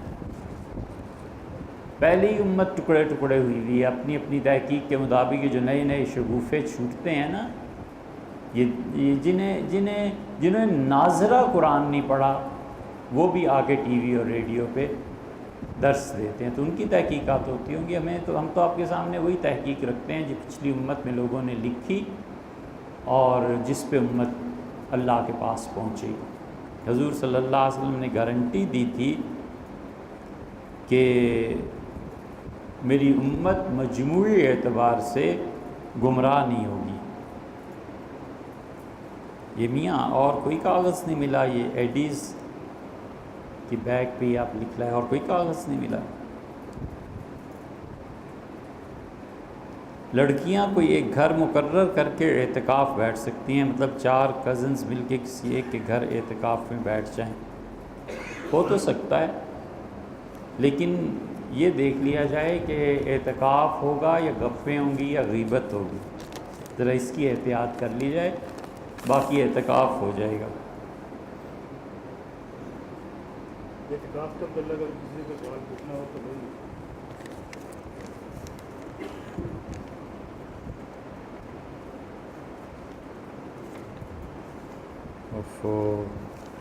کس قیامت کے یہ نامے میرے نام آتے ہیں۔ مسجد کے محراب سے آگے دائیں طرف مسجد کی جگہ تھی۔ اچھا، ہم نے وہاں کمرہ بنا کے مسجد کے ساتھ ملا دیا، ٹھیک۔ چاہتے ہیں کہ سردیوں میں باجماعت نماز اس کمرے میں ادا کی جائے کیونکہ مسجد کا ہال ٹھنڈا ہوتا ہے۔ بالکل ٹھیک ہے، آپ اس میں کیجئے۔ اب تو چونکہ دین سبجیکٹ ٹاپک نہیں نہ رہا، وگرنہ مسلمان ہمیشہ صیفی اور شتائی مسجد بناتے تھے۔ صیفی مطلب یہ ہوتا تھا کہ گرمیوں میں کہاں نماز پڑھی جائے گی، اور شتائی کا مطلب ہوتا تھا سردیوں میں کہاں نماز پڑھی جائے گی۔ تو سردیوں کا پورشن مسجد میں الگ ہو جاتا تھا، گرمیوں کا پورشن الگ ہو جاتا تھا، تاکہ لوگ عبادت یکسوئی سے کریں۔ حضور صلی اللہ علیہ وسلم سفر پہ تھے رمضان میں، تو مدینہ منورہ سے جب 2 منزل پیچھے رہ گئے، گویا 30-32 میل غالباً، تو اتر پڑے اونٹ سے اور فرمایا بھئی بہت شدید گرمی ہے، میرے سر پہ پانی ڈالو۔ صحابہ کرام رضی اللہ عنہ دیر تک پانی ڈالتے رہے۔ دوسری روایت میں آتا ہے کہ رسول اللہ صلی اللہ علیہ وسلم اپنے پینے کے لیے ٹھنڈا پانی 2 دن کی مسافت سے منگوایا کرتے تھے۔ 2 دن اونٹ پہ لوگ جاتے تھے، پانی بھر کے لاتے تھے اور رسول اللہ صلی اللہ علیہ وسلم پیتے تھے۔ یہ جو مسجد نبوی میں یہ جو آگے فیصل والا ہال جو بنا ہوا ہے، تقریباً اس جگہ پہ ایک باغ تھا، رسول اللہ صلی اللہ علیہ وسلم باغ میں جاتے تھے، اس کا پانی بہت پسند تھا، ہمیشہ ٹھنڈا پانی پیتے تھے، کنویں میں پاؤں لٹکا کے بیٹھ جاتے تھے ٹھنڈک کے لیے۔ یہ سب احادیث اس بات پر دلالت کرتی ہیں کہ عبادت میں راحت رسول اللہ صلی اللہ علیہ وسلم پسند کرتے تھے کہ آدمی اطمینان سے عبادت کرے۔ اسی غرض سے یہ اے سی مسجد میں لگاتے ہیں، پنکھے لگاتے ہیں۔ تو مسلمان سیفی اور شتائی مسجدیں بنواتے تھے، یعنی سردیوں میں وہ حصہ جہاں دھوپ پڑے اور گرمیوں میں وہ حصہ جہاں سورج نہ آئے۔ تو اس لیے کوئی حرج نہیں، آپ اس مسجد اس کمرے میں نماز پڑھیے، اے سی لگوا لیجئے، ہیٹرز لگوا لیجئے، بہت اچھا ہے۔ اب لوگوں نے اعتکاف بیٹھنا ہے تو اعتکاف والوں کے بستر اس کمرے میں لگا دیے جائیں، محراب سے آگے ہونے کی وجہ سے۔ محراب سے آگے تو ہے کمرہ، لیکن ظاہر ہے کہ وہ نماز جب بھی جماعت سے پڑھیں گے تو پھر امام کے پیچھے آ جائیں گے، تو ٹھیک ہے، اپنے نفل چاہے محراب سے آگے پڑھتے ہیں، لیکن آپ نے بنیادی طور پہ اس کمرے کو چونکہ مسجد میں داخل کر دیا ہے، اس لیے کوئی حرج نہیں۔ گندم گھرانے پر جتنا عشر، یہ جتنا لکھا ہے یا جھٹنا لکھا ہے؟ تے اور ٹے میں فرق ہے میاں، جتنا عشر بنتا تھا نکال دیا ہے، اب زکوٰۃ ادا کرنی ہے، اس گندم کو بھی شامل کرنا ہے؟ بالکل نہیں، جتنی گندم آنی تھی آ گئی، 100 من آ گئی، 10 من عشر نکل گیا، 90 رہ گئی، یہ سارا سال اب استعمال کریں گے نا، اس پہ کیوں عشر آئے گا؟ اب یہ زکوٰۃ کیوں آئے گی؟ وجہ ایک بار آپ ادا کر چکے۔ جس مال سے شریعت ایک مرتبہ اپنا حق وصول کر لے، دوبارہ اس پہ حق وصول نہیں کرتی۔ حضور صلی اللہ علیہ وسلم جو رات کو ایک مرتبہ وطر پڑھ لے، لا وطران فی اللیلہ، دوبارہ نہیں وطر پڑے گا۔ جس مال سے ایک مرتبہ زکوٰۃ کی کٹوتی ہو گئی، دوسرا آدمی اس کی زکوٰۃ ادا نہیں، وہ آدمی اپنے مال کی دوبارہ زکوٰۃ ادا نہیں کرے گا۔ جمعہ کی تقریر اور سوال جواب جو لوگ انٹرنیٹ پہ لوڈ کرتے ہیں، براہ راست سنوانے کا انتظام کر دیں یا اس دن نیٹ پہ اپلوڈ کر دیا کریں، مہربانی ہوگی۔ مطلب یہ اعلان مجھے کرنا ہے، خبر دینی ہے، تو بھائی اعلان کر دیتے ہیں۔ یہ لکھا ہے کہ جمعہ کی انتظام بھی کرنا ہے، جمعہ کی تقریر اور سوال جواب جو لوگ انٹرنیٹ پر اپلوڈ کرتے ہیں، وہ اگر براہ راست سنوانے کا انتظام کر دیں تو اسی دن نیٹ پر اپلوڈ کر دیا کریں، مہربانی ہوگی۔ مجھے سوال سمجھ میں آیا ہے؟ نہیں، پتہ نہیں، جو کرتے ہوں گے بھائی کرو، اگر یہ صحیح ہے۔ ہم نہ کبھی انٹرنیٹ پہ گئے، نہ کبھی سوال جواب دیکھے، نہ تقریریں سنیں۔ قرضہ لے کر کاروبار کریں تو اس سے زکوٰۃ دینی پڑتی ہے؟ جی، قرضہ آپ نے لیا بینک سے، فرض کر لیجئے 10 لاکھ کا، اب آپ ملکی ہے نا، اس سے آپ کاروبار کریں تو وہ تو پھر آئے گا، لیکن ٹوٹل جب ایسے سارے آئیں گے، بس کروڑ بن جاتا ہے، اس قرضے کو منہا کرنا پڑے گا۔ یہ آپ کی مسجد سے ریلیٹڈ ہے۔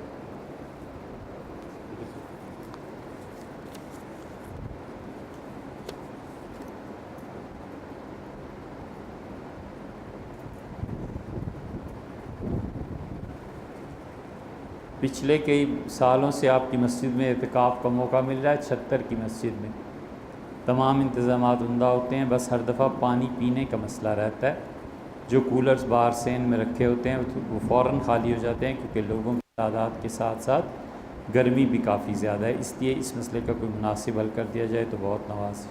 ٹھیک ہے بھائی، ایک حل تو یہ ہے کہ صرف اعتکاف کے دنوں کے لیے عارضی طور پر کسی مناسب جگہ پہ الیکٹرک کولر لگا دیا جائے لبِ سڑک، یا پھر چھوٹے چھوٹے کولروں کی بجائے، یہ کولر کی جمع کولروں آتی ہے، یا پھر چھوٹے کولرز کی بجائے ایک بڑا برتن جیسے کہ عام طور پہ شادی بیاہ کی تقریبات میں رکھا جاتا ہے، رکھ دیا جائے تو شاید یہ مسئلہ کسی حد تک حل ہو جائے۔ بھائی جو لوگ انتظام کرتے ہیں، میں بھی انہی کا محتاج منت، کہ آپ کا رکا ان تک پہنچا دیں گے، تو یہ ان کی جن کی ڈیوٹی ہے وہ انشاءاللہ امید ہے آپ کے لیے بندوبست ہے۔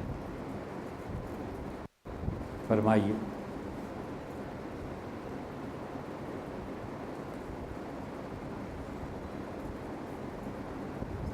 جی آفتاب صاحب ہیں اعتکاف کے متعلق بتا دیجیے۔ اعتکاف کے متعلق، اعتکاف کا یہ ہے بھائی بہت بڑی عبادت ہے، یکسوئی اور تنہائی کے لیے، اور سب سے اچھا اعتکاف وہ ہوتا ہے جس میں علم آدمی سیکھے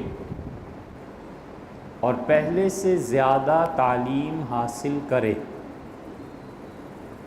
اور وہ اتنی بڑی عبادت ہے کہ رسول اللہ صلی اللہ علیہ وسلم ساری حیات طیبہ میں اس کا اہتمام فرماتے رہے ہیں۔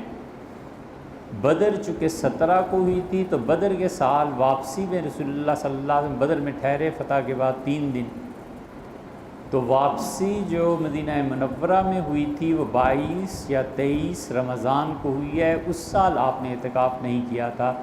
رسول اللہ صلی اللہ علیہ وسلم نے وفات سے پہلے 20 دن کا اعتکاف کیا، تو بعض محدثین کہتے ہیں یہ بدر کے سال کی قضا تھی۔ حضور صلی اللہ علیہ وسلم کا مقام اور مرتبہ جتنا تھا، وہ کوئی عبادت ایک مرتبہ جب شروع کر دیتے تھے پھر اسے مسلسل کرتے رہتے۔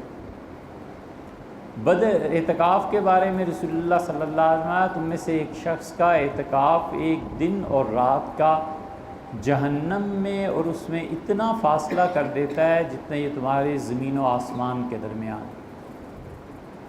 اور اعتکاف میں آدمی ایک طرح سے اللہ کے در پہ جا کے بیٹھ ہی جاتا ہے کہ اب آپ معاف کر ہی دیں۔ فضیل رحمۃ اللہ علیہ یہ کہتے تھے۔ تو اعتکاف ان بہترین عبادتوں میں سے ہے جو انسان کو تزکیہ نفس میں کام دیتی ہیں، اور انسان اس عبادت کے ذریعے اپنے نفس کو قابو بھی پاتا ہے اور اجلا بھی کرتا ہے۔ اسی طرح اعتکاف میں کوئی آدمی اگر یہ سوچ لینا کہ میں انسان ہوں کہ نہیں ہوں، 10 دن یہ سوچے کہ میں جو کرتوت کرتا ہوں میں آخر ہوں کیا،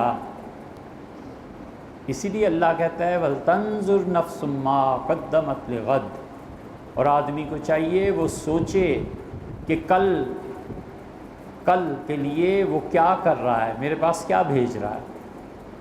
تو اعتکاف میں اگر 10 دن میں اس کا جواب مل جائے نا کسی کو کہ میں ہوں کیا، یقین مانو اللہ کا بہت بڑا انعام ہے۔ اور اسی طرح اعتکاف میں خدا کی عبادت کا کوئی بھی رنگ اختیار کر لے، اللہ کے ہاں بہت پذیرائی ہے، اس کی تلاوت ہے۔ سال میں پورا قرآن 2 مرتبہ پڑھنا یہ سنت موقدہ ہے، تو 10 دن میں 2 مرتبہ قرآن پڑھ لے۔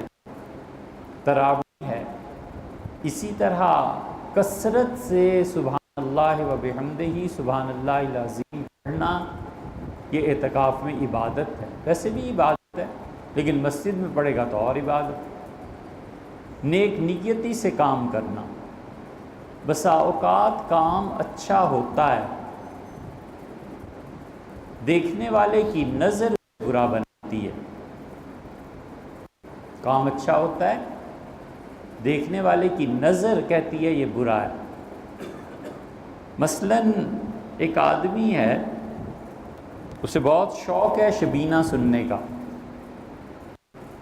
قرآن سننا چاہتا ہے، شبینہ ہو رہا ہے، 10 پارے پڑھے جا رہے ہیں فرض کر لیں، تو وہ پیچھے بیٹھا رہتا ہے کرسی پہ، قرآن سنتا رہتا ہے، کھڑا ہونے کی ہمت نہیں، دل نہیں چاہتا۔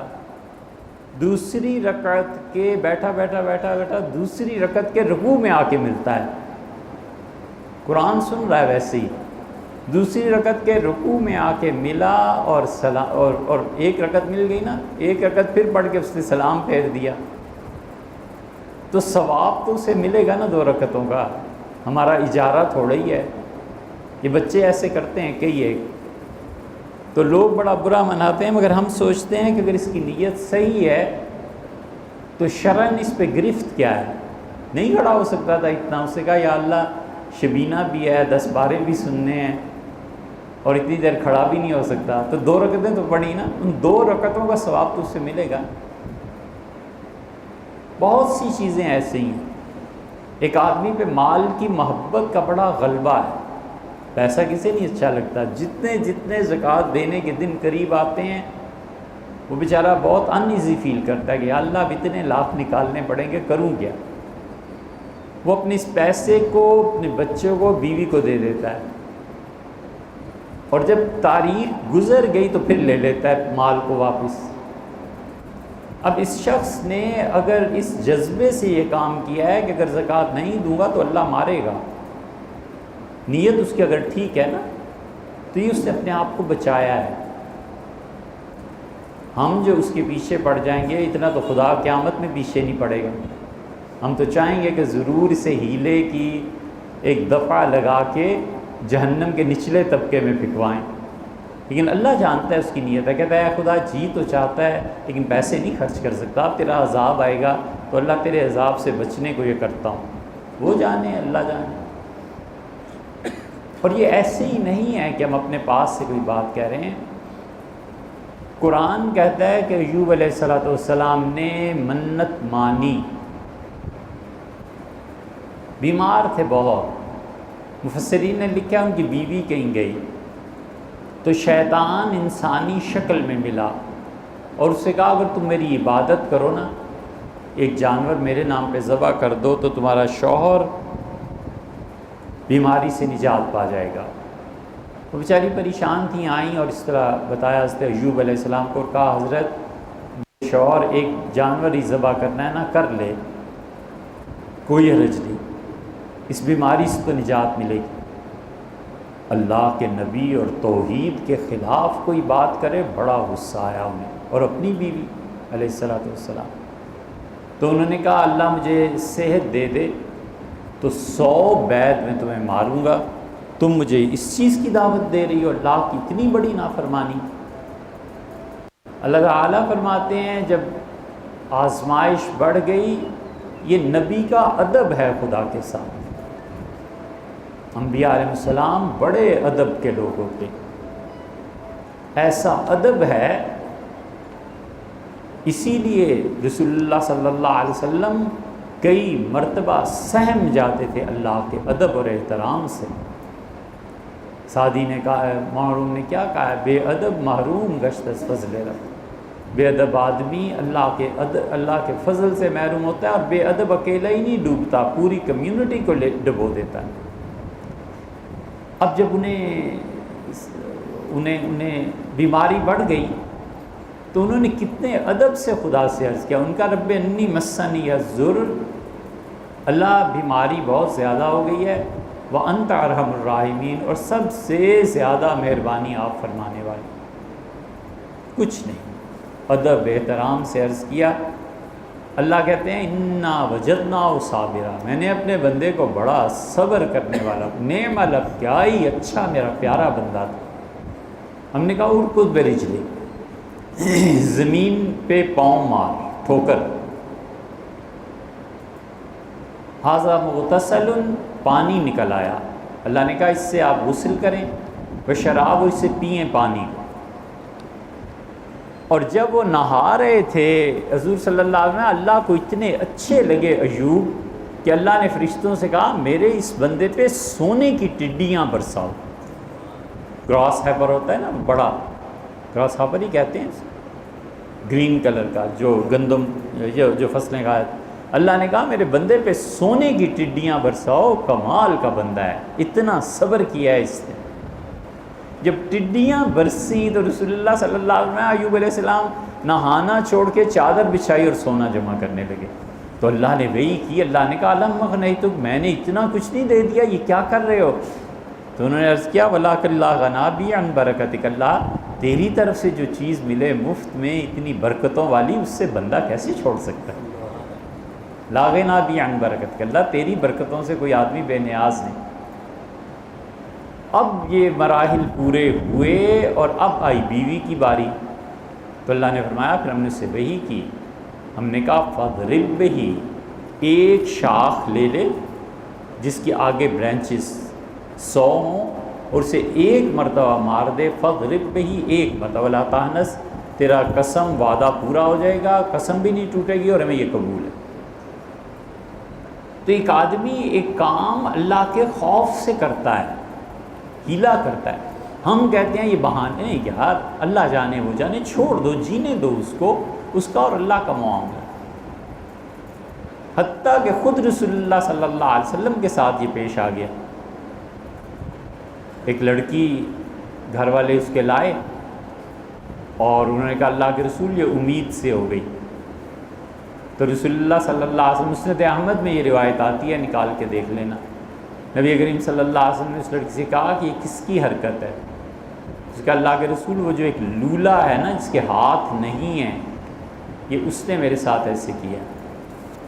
اسے بلایا گیا تو رسول اللہ صلی اللہ علیہ وسلم نے اسے دیکھا، وہ اتنا سوکھا پتلا تھا. آپ نے فرمایا ارے یہ تو مر جائے گا اگر اس کو کچھ کہا گیا تو، اس کی جان ہی نہیں ہے. پھر سوچتے رہے، پھر فرمایا کھجور کی ایک شاخ توڑو اور ایک مرتبہ اس سے مار دو، اس کی تو اتنا دبلا پتلا ہے تو مر جائے گا اگر حد جاری ہوئی. شاخ ماری گئی اور آپ نے فرمایا ختم ہو گئی بات. یہ چیزیں شریعت نے یہ پہلو رکھا ہے ان لوگوں کے لیے جو خدا سے ڈرتے ہیں اور ہمت بھی نہیں ہوتی یہ کر لیں. تو اس لیے چیز اچھی ہوتی ہے. کبھی ہم اپنی غلط نگاہ، غلط سوچ سے اسے برا بناتے ہیں، ہمیں کیا معلوم ہے اس شخص کی کیا نیت ہے. سو اعتکاف جو ہے یہ سوچنا کہ آرام، آسائش، 10 دن اچھے اچھے کھانے ملیں گے. اور اب تو خیر فون آ گیا، پہلے کہتے تھے فون اعتکاف میں نہیں ہوتا تو اہلیہ کی بات بھی نہیں سننی پڑتی. بہرحال اور بہت سی چیزیں ہیں. لوگ کہتے ہیں آرام سے مسجد، یہ نہیں ہے. اس آدمی کی نیت کیا. اور اللہ نے اپنے 2 جلیل القدر انبیاء علیہ السلام کو کہا ہے کہ تم دونوں لگ جاؤ، طاہر بیتی للطائفین، میرے گھر کو صاف کرو تم دونوں باپ بیٹا ابراہیم اور اسماعیل، ان لوگ کے لیے جو طواف کرتے ہیں، والعاکفین جو آ کے اعتکاف بیٹھیں گے، والرکع اور جو رکوع کریں گے، والسجود اور جو سجدے کرتے ہیں، ان سب کے لیے اس گھر کو بناؤ. جب مسجد نبوی کی باری آئی تھی تو سیدنا عمر رضی اللہ عنہ سے لوگوں نے شکایت کی کہ امیر المومنین لوگ زیادہ ہو گئے ہیں. تو حضرت عمر رضی اللہ عنہ نے بہت اچھی مسجد بنوا دی تھی. مسجد نبوی کی توسیع ہوتی رہی ہے، پھر لوگ مسجد نبوی میں اعتکاف کرنے لگے تھے. تو سیدنا عثمان رضی اللہ عنہ جب امیر المومنین بنے تو انہوں نے سب سے پہلے کام یہ کیا کہ ان کا مسجد نبوی کو بناؤ، وسیع کرو، میں عثمان اس کی نگرانی کروں گا. خلافت کے پہلے 6 مہینے وہ صبح آ جاتے تھے، مسجد کی تعمیر کر دیکھتے رہتے تھے. دوپہر کو وہ وہیں پہ مزدوروں کے ساتھ کہیں لیٹ جاتے تھے امیر المومنین، کھانا کھا کے سوتے تھے اور پھر اٹھ کے زور پڑھ کے پھر نگرانی کرتے تھے. انہوں نے بہت خوبصورت کر دی مسجد نبوی، حتیٰ کہ صحابہ کرام رضی اللہ عنہ نے اعتراض کیا. ان کا حضرت یہ اتنی خوبصورت کر دی ہے، حضور صلی اللہ علیہ وسلم تو سادہ مسجد کا فرماتے تھے. کہتے تھے میں نے رسول اللہ صلی اللہ علیہ وسلم ہی سے سنا تھا کہ جو دنیا میں مسجد بنائے گا اللہ جنت میں اسے محل دے گا. تو عثمان چاہتا ہے کہ جنت کا اچھا سا محل ملے. یہ چیز تھی.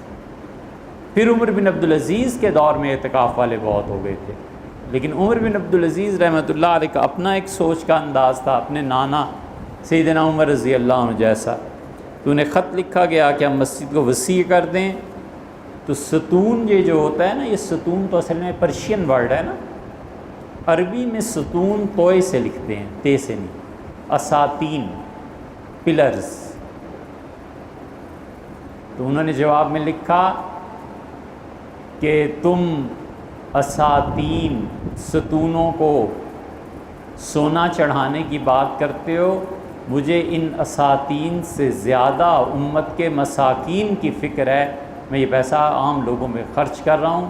مسجد کے ستون ضروری نہیں ہے کہ ہم سونے کے بنائیں. ان کا مسکینوں کا زیادہ حق بنتا ہے کہ ہم عالی شان مساجد تعمیر کرنے کی بجائے پیسے کو لوگوں کی فلاح و بہبود پہ خرچ کریں. اسی لیے فقہا نے لکھا ہے کہ جیسا محلہ ویسی مسجد، جیسے گرد و پیش کے لوگ ویسی مسجد بنائی جائے. اگر کوئی آدمی F8 اور F10 اور E7 میں مسجد بنائے کہ چٹائی سے دھول اٹھ رہی ہو تو دوسرے وقت میں بچے نہیں جائیں گے، وہ کہیں گے اپنے گھر میں تو ہم اے سی میں نماز پڑھیں گے، ادھر کون جائے، ادھر تو زکام ہو جاتا ہے نا، یہ الرجی ہو جاتی ہے۔ یہ الرجی کی بھی خدا جانے کوئی ہزار ایک قسمیں تو ہوں گی، ان شہزادوں کو الرجی ہو جاتی ہے۔ یہ شہزادے ہم جو مسلمان ہیں نا، اصل میں دنیا میں انسپیکشن کے لیے آئے ہیں، دیکھا بھالا، مینیجر آئے ہیں، ذرا سی کوئی رائے دی، ترمیم کر دی، ڈانٹ ڈپٹ دیا، خود کوئی کام نہیں کرنا ہے۔ اس لیے وہاں E7 میں مسجد بنائے تو ایئر کنڈیشن بھی بنائے اور سب رکھے، اس لیے کہ لوگ مسجد، اور اگر ایسی مسجد جو E7 میں بنانی ہے کسی گاؤں میں بنائے، جائز ہی نہیں ہے، اس لیے کہ پلیٹ فارم بن جائے گا، کسان سارا دن محنت کر کے وہاں آ کے سویا کریں گے۔ عمر بن عبدالعزیز رحمۃ اللہ علیہ کے بارے میں کچھ بتا دیں۔ عمر بن عبدالعزیز رحمۃ اللہ علیہ بس اتنا ہی ہے کہ ان کی پیشن گوئی بہت پہلے سے تھی۔ سیدنا عمر رضی اللہ عنہ جانتے تھے کہ ان کی اولاد میں ایک آدمی ایسا آئے گا، تو عمر بن عبدالعزیز رحمۃ اللہ علیہ بچپن میں گرے تو ایک گھوڑے نے انہیں، گھوڑے کا سم، اسے سم مارا، تو ان کے والد عبدالعزیز نے اٹھا لیا، خون صاف کیا، تو بڑے خوش تھے، روتے تھے خوشی سے۔ تو لوگوں نے کہا عبدالعزیز کیا ہو گیا ہے، تمہارا بیٹا گھوڑے نے اس بری طرح زخمی کر دیا۔ انہوں نے کہا مجھے پتہ ہے، امیر المومنین نے کہا تھا کہ ان کی اولاد میں ایک بچہ آئے گا جس کے چہرے پہ داغ ہوگا اور وہ عدل قائم کرے گا، تو میرا خیال ہے میرا یہی بیٹا ہے۔ پھر عمر بن عبدالعزیز رحمۃ اللہ علیہ کو بڑا اللہ نے عروج بخشا۔ عمر بن عبدالعزیز رحمۃ اللہ سے ایمانہ میں شہزادے تھے۔ ایک دن کہنے لگے کہ کپڑا لاؤ، مدینہ منورہ میں تھے، کہنے لگے کپڑا لاؤ، سوٹ بنانا ہے۔ لوگ کہتے ہیں 4000 درہم 1 میٹر کا کپڑا پیش کیا گیا، تو اٹھا کر پھینک دیا، فرمایا یہ بھی کوئی پہننے کے قابل۔ یہاں بٹ صاحب اس دن ہمیں دکھا رہے تھے 22,000 روپے کا سوٹ۔ اب تو توبہ توبہ توبہ، فوراً فراڈ ہے۔ ہاں یہی رائے عارف صاحب نے بھی دی ہے کہ وہ فراڈ تھا۔ تو عمر بن عبدالعزیز رحمۃ اللہ پھینک دیا، ان کا 4000 یہ کوئی کپڑا ہے۔ ان کی اہلیہ کہتی ہیں کہ جب وہ امیر المومنین بنے اور کپڑے پھٹ تو میں کپڑا لائی اور میں نے کہا یہ پسند کر لیں۔ ان کا کتنا ہے؟ ان کا 400 درہم۔ تو توبہ کرنے لگے کہ توبہ، 400 درہم اتنا مہنگا کپڑا، نہیں میں نہیں پہنتا، ہی نہیں۔ تو میں نے یاد دلایا کہ وہ بھی زمانہ تھا جب 4000 کا کپڑا نظر سے نہیں اترا، یہ بھی زمانہ۔ عمر بن عبدالعزیز رحمۃ اللہ علیہ 10 سال مدینہ منورہ کے گورنر رہے۔ ولید نے عمر بن عبدالعزیز رحمۃ اللہ علیہ کو کہا کہ حضور صلی اللہ علیہ وسلم کا جہاں بھی کہیں انہوں نے نماز پڑھی ہے وہاں مسجد بناؤ تاکہ تاریخ محفوظ ہو جائے مسلمانوں۔ عمر بن عبدالعزیز رحمۃ اللہ نے 10 سال میں جہاں جہاں رسول اللہ صلی اللہ علیہ وسلم نے 2 رکعتیں بھی پڑھی تھی نا، سب مسجدیں بنا دی۔ عمر بن عبدالعزیز کو یہ بڑا ذوق تھا کہ ہمارے مسلمانوں کی ہسٹری محفوظ رہے۔ یہ تو پھر مسجدیں توڑوائی ہیں جب یہ انقلاب آیا ہے وہابیوں کا، محمد بن عبد الوہاب کا۔ ایک مسجد مدینہ منورہ میں اب بھی عمر بن عبدالعزیز رحمۃ اللہ بنوائی۔ ہم گئے اس مسجد کی تلاش میں، تو وہاں ٹائر والے کی شاپ کھلی ہوئی تھی، ٹائر گاڑیوں کے۔ تو ہم نے کہا یہ مسجد تھی کسی زمانے میں؟ اسے کہا ہاں بڑے لوگ کہتے ہیں مسجد۔ آپ کو یاد ہوگا مینا میں پہلے کوئی مسجد نہیں تھی، آج سے 15 سال پہلے۔ ہم ڈھونڈتے ہوئے گئے کہ جہاں رسول اللہ صلی اللہ علیہ وسلم نے انصار سے پہلی بیعت لی تھی اور جہاں وعدہ کیا تھا کہ میں تمہارے ساتھ رہوں گا، وہ مسجد کہاں ہے؟ تو چلتے چلتے چلتے پہاڑوں میں جا کے وہ مسجد مل گئی۔ خلافت عثمانیہ نے اپنے دور میں اس کو بہت زیادہ پریزرو کیا کہ جہاں جہاں رسول اللہ صلی اللہ علیہ وسلم کا کوئی بھی قدم مبارک محفوظ کر۔ لیکن محمد بن عبد الوہاب کے دور میں وہ گرا دی گئی تھی، تھوڑی سی رہ گئی تھی، ہم نے وہی دیکھی۔ اب جب بلڈوزر اور مشینیں چلی ہیں، اب مینا پہ وہ مسجد بالکل سامنے نظر آنے لگی ہے اور سعودی حکومت نے بنوائی ہے۔ ہم ہم نے سوچا اب کیا دین بدل گیا ہے، کیا بدل گیا ہے، اب کیا ہوا ہے، اب تمہیں کیوں یہ چیزیں یاد آ رہی ہیں؟ تو اس لیے عمر بن عبدالعزیز رحمۃ اللہ علیہ نے ہر جگہ مسجد بنوائی تھی، جہاں جہاں رسول اللہ صلی اللہ علیہ وسلم نماز پڑھی تھی. اور عمر بن عبدالعزیز کا ایک کارنامہ تو قیامت تک اس شخص کو کریڈٹ ملے گا. انہوں نے کہا، شہاب زہری کو خط لکھا اور کہا شہاب، صحابہ کرام رضی اللہ عنہ دنیا سے اٹھتے جا رہے ہیں اور آہستہ آہستہ وہ ہستیاں ختم ہو رہی ہیں جنہوں نے حضور صلی اللہ علیہ وسلم کی زیارت کی تھی. تو سرکاری طور پہ آرڈر ہے کہ ہر ایک کے پاس جائیں اور تمام صحابہ کرام رضی اللہ عنہ جو جو روایت بیان کریں اسے لکھ لیں اور میرے پاس سرکاری دفتر میں بھیجیں. شہاب زہری پھر اٹھے، پھر اور یہ آرڈر بہت جگہ گیا. جتنے صحابہ کرام رضی اللہ عنہ جمع تھے انہوں نے ان کی روایات لکھ کے، شہاب زہری کہتے ہیں ہم نے اونٹوں کے اونٹ لاد کر کاغذات کے بھیجے. یہ جواب ہے اس بات کا کہ جو کہتے ہیں نا 200 سال بعد بخاری لکھی گئی اور یہ ہوا اور وہ ہوا. عمر بن عبدالعزیز رحمۃ اللہ علیہ کے مجدد ہونے کی سب سے بڑی دلیل کہ عمر بن عبدالعزیز رحمۃ اللہ یہ جو کام کیا ہے نا کہ انہوں نے صحابہ رضی اللہ عنہ سے براہ راست روایات لکھوا دی، بہت بڑا ان کا کارنامہ، بہت بڑا. اور عمر بن عبدالعزیز رحمۃ اللہ علیہ ایک طرح سے صحابہ کرام رضی اللہ عنہ کی محبت میں فنا تھی، بڑا ذوق تھا. سیدنا عمر رضی اللہ عنہ کی چیزیں محفوظ کروائیں. ان کے دور میں حضرت عائشہ رضی اللہ عنہ کی دیوار گر گئی تھی، تو عمر بن عبدالعزیز جب آئے صبح نماز پڑھانے تو لوگ چیخیں مار مار، دھاڑے مار مار کے رو رہے ہیں. وہ کہا کیا ہو گیا؟ تو بتایا گیا رات اتنی شدید بارش تھی کہ پانی کی رو آئی ہے اور حضرت عائشہ رضی اللہ عنہ کے حجرے کی دیوار گری ہے اور رسول اللہ صلی اللہ علیہ وسلم کی قبر مبارک نظر آنے لگی. تو عمر بن عبدالعزیز رحمۃ اللہ نے فوراً کہا کہ مدینہ منورہ میں بلاؤ جو کپڑے سیتے ہیں ان لوگوں کو، اور سفید کپڑا منگوایا اور پنج گوشہ بنوایا. عمر بن عبدالعزیز نے اتنے عقل مند تھے، چوکور نہیں بنوایا. انہوں نے کہا کہ بیت اللہ کی طرز پہ اگر یہاں بنا دوں تو لوگ یہاں بھی عبادت کرنے لگیں گے، حضور صلی اللہ علیہ وسلم قبر شریف کو سجدہ کرنے لگیں گے، تو انہوں نے پنج گوشہ بنوا دیا. یہ پنج گوشہ جو انہوں نے بنایا تھا پھر قائم رہا، حتیٰ کہ اب تک قائم.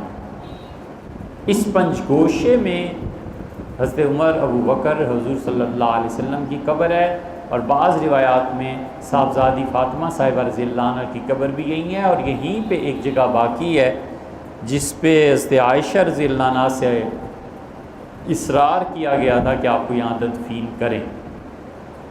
تو ام المومنین نے کہا میں تصور بھی نہیں کر سکتی کہ مجھے یہاں دفن کیا جائے، یہ تو عیسیٰ علیہ السلام کی جگہ ہے.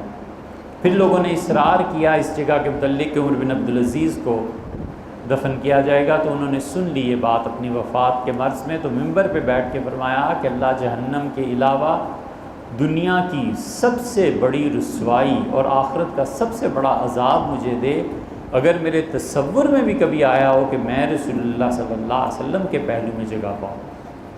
کہا میں بہت گناہ گار آدمی ہوں لوگوں، میں سوچ نہیں سکتا رسول اللہ صلی اللہ علیہ وسلم کے ساتھ میری قبر بنائی جائے. عمر بن عبدالعزیز رحمۃ اللہ علیہ اتنے فنا تھے صحابہ کرام رضی اللہ عنہ کی محبت میں کہ بیٹھے ہوئے تھے، گورنر تھے نا، تو ایک پرچی پیش کی گئی کہ فاطمہ آئی ہیں. فرمایا کون فاطمہ، کیا کام ہے؟ کہا ایک بچی آئی ہے آپ سے کام ہے.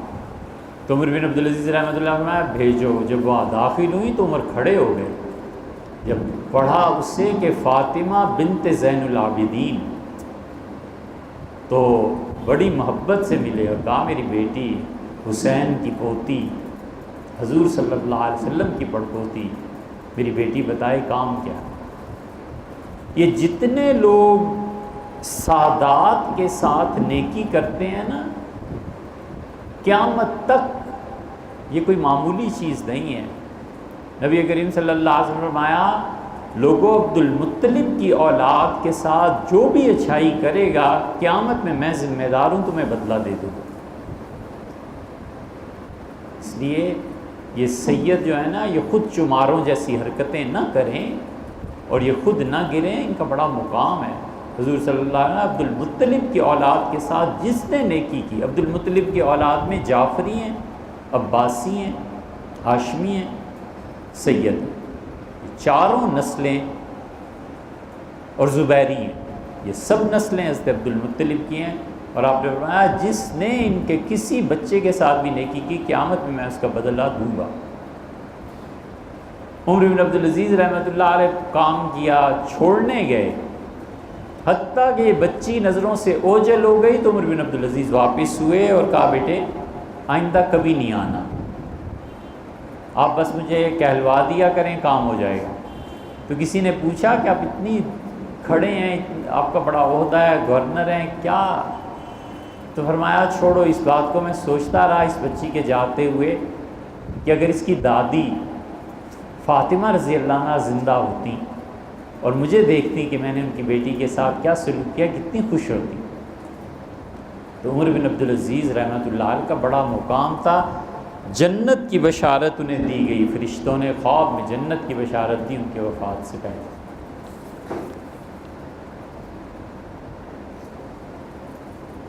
امام شافعی رحمۃ اللہ علیہ بڑے مجتہد تھے، بہت بڑے آدمی تھے یار، ایک تھوڑی بات ہے کہ امام حنیفہ رحمۃ اللہ علیہ کے مقابلے میں انہوں نے رائے دی۔ امام شافعی رحمۃ اللہ علیہ مکہ مکرمہ میں پیدا ہوئے تھے۔ آپ کو پتہ ہے کہ امام شافعی کا اور رسول اللہ صلی اللہ علیہ وسلم کا نسب چوتھی پشت میں جا کے ایک ہو جاتا ہے۔ عبد مناف کی اولاد تھی نا ہاشمی، یہ سارے قریشی، اور عبد منافی کا نسب امام شافعی کو پہنچتا ہے۔ امام شافعی رحمۃ اللہ مکہ مکرمہ میں پیدا ہوئے تھے، اسی لیے شافعی مکی تھے۔ اور امام شافعی رحمۃ اللہ علیہ کا کمال ہے کہ انہوں نے 7 سال کی عمر میں قرآن حفظ کر دیا، ہر طرف صحابہ کرام رضی اللہ عنہ کے شاگردوں کا دور تھا۔ چاروں ائمہ میں صرف امام ابو حنیفہ رحمۃ اللہ علیہ تابعی ہیں۔ امام مالک 94 ہجری میں پیدا ہوئے، امام شافعی 150 ہجری میں پیدا ہوئے، احمد ابن حنبل 170 کے بعد پیدا ہوئے۔ یہ تینوں کے تینوں ائمہ، ان میں سے 2 شافعی اور مالک یہ تبع تابعین میں سے ہیں، امام مالک تو تبع تابعین کے بھی شاگرد ہیں۔ اس لیے امام شافعی رحمۃ اللہ علیہ نے صحابہ کرام رضی اللہ عنہ کو دیکھا نہیں اور ان کے شاگردوں سے پڑھا ہے۔ امام شافعی رحمۃ اللہ علیہ کو بڑا مضبوط علم تھا، پھر وہ پڑھنے کے لیے گئے امام شافعی رحمۃ اللہ علیہ امام مالک کے پاس، تو امام مالک رحمۃ اللہ سے کہا کہ مجھے حدیث پڑھا دیں، تو امام مالک رحمۃ اللہ نے فرمایا میں پڑھانا چھوڑ چکا ہوں، اب میں کسی کے لیے نہیں پڑھتا۔ تو لوگ پڑھتے ہیں میرے سامنے، میں سن لیتا ہوں۔ یہ وہ وقت تھا جب امام مالک رحمۃ اللہ علیہ بہت کمزور بھی ہو گئے تھے اور گورنمنٹ نے انہیں مارا بھی تھا، حکومت کی طرف سے بیعت پڑے تھے۔ امام مالک رحمۃ اللہ علیہ بس ایک شال اوڑھ لیتے تھے اور اس کا پلہ اوپر نہیں ڈال سکتے تھے، ہاتھ کام کرنا چھوڑ گئے تھے۔ اور امام مالک رحمۃ اللہ علیہ نے یہ ان لوگوں کے لیے سوچنے کی بات ہے جنہیں ہر بات پہ اعتراض سوجتا ہے نا، جن کی زندگی کا کل سرمایہ اعتراض ہے، ہر بات کیوں ہو گئی، یہ کیا، یہ کیا، یہ کیوں، یہ کیوں۔ امام مالک رحمۃ اللہ علیہ نے زندگی کے آخری 10 سال اس حال میں گزارے ہیں کہ مسجد نبوی میں کبھی عید پہ بھی نہیں آئے، جمعہ اور نماز تو الگ بات ہے، آتے تھے، پڑھاتے تھے، گھر چلے جاتے۔ اور وہ دور تھا جب کسی کی جماعت فوت ہو جائے تو چھپتا پھرتا تھا کہ کہیں مجھے منافق نہ قرار دیں، اور لوگ جا کے تعزیت کرتے تھے کہ حضرت افسوس ہوا، آپ کا ثواب اتنا کم ہو گیا۔ امام مالک رحمۃ اللہ علیہ 10 سال عید کی نماز میں جمعے میں کبھی نہیں آئے۔ کسی نے پوچھا حضرت سے کہ کیا ہو گیا، آپ گھر پہ ہی رہتے ہیں؟ تو انہوں نے کہا عذر کا ہونا ضروری ہے، اظہار ضروری ہے۔ اس زمانے میں بھی جو لوگ دیکھتے تھے جانتے تھے کہ مالک کس درجے کے آدمی، کسی نے نہیں چھوڑا۔ ہمارے ہاں تو ذرا سا مولوی صاحب کی کوئی بات پتہ چلی اور یار اس کے پیچھے کیا نماز پڑھنی ہے، اور میری نماز نہیں ہوتی ان کے پیچھے، اے سبحان اللہ، آپ بالکل حضرت جنید بغدادی رحمۃ اللہ علیہ کے بیٹے اور حضرت شاہ عبد القادر جیلانی رحمۃ اللہ علیہ ہوتے ہیں، آپ کی تو نماز ہوتی ہی نہیں کسی کے پیچھے، اتنے مقدس اور پارسا ہیں آپ۔ ایک لیتے کہ مولوی صاحب بھی گناہ گار ہو گئے، باقی کوئی نہیں۔ پریس والوں نے بھی پوچھا آپ کیا کہتے ہیں؟ بس اتنا کہتا ہوں کہ ایک کلو گوشت کھایا ہوگا جو سارے جگ میں دھوم مچی ہے، اور جو سالم دمبے سمجھ جاتے ہیں ان کو کوئی نہیں پوچھتا۔ تو اس لیے امام شافعی رحمۃ اللہ جب پڑھنے گئے ہیں مدینہ منورہ تو امام مالک نے انکار کر دیا تھا۔ پھر شافعی جاتے رہے، ان کا میں سن تو سکتا ہوں بیٹھ کے، نہ سنو۔ یہ حنفیوں میں امام محمد رحمۃ اللہ علیہ کا شرف ہے۔ امام محمد اتنا بڑا آدمی ہے، اتنا بڑا دماغ ہے، حیران ہوتے ہیں جب اس شخص کی طرف دیکھیں کہ یا اللہ یہ بھی دماغ تھا۔ آپ کو ایک واقعہ امام محمد رحمۃ اللہ کو سناتے ہیں۔ یہ جو پورے یورپ میں اور امریکہ میں اور لائن لگاؤ، لائن میں آؤ، ہے نا ہر جگہ، لوگ کتنے خوش ہوتے ہیں کہ یار یورپ امریکہ بڑا انصاف ہے، لائن۔ سب سے پہلے لائن میں لگ کے ان چیزوں کا تصور اسلام میں امام محمد رحمۃ اللہ نے دیا ہے،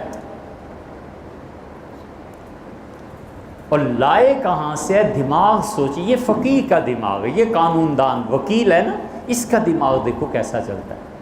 تمام محدثین اس حدیث کو کھانے کے رحمت کے باب میں، مغفرت کے باب میں لائے۔ حضور صلی اللہ علیہ وسلم نے فرمایا 50,000 آدمی جن کے چہرے 14ویں کے چاند کی طرح چمک رہے ہوں گے قیامت میں لائے جائیں گے، میری شفاعت ہوگی اور وہ جنت میں بغیر حساب و کتاب کے چلے جائیں گے۔ ایک صحابی رضی اللہ عنہ کھڑے ہوئے، عکاشہ نے کہا اللہ کے رسول دعا کریں نا میں بھی ان میں سے ہو جاؤں۔ حضور صلی اللہ علیہ وسلم عکاشہ تو انہی میں سے۔ دوسرے صحابی رضی اللہ عنہ کھڑے ہوئے، ان کا اللہ کے رسول میرے لیے بھی دعا کر دیں، تو آپ نے سبقہ کا بہا عکاشہ، عکاشہ سبقت لے گیا، بازی مار لی، اس نے میدان مار لیا۔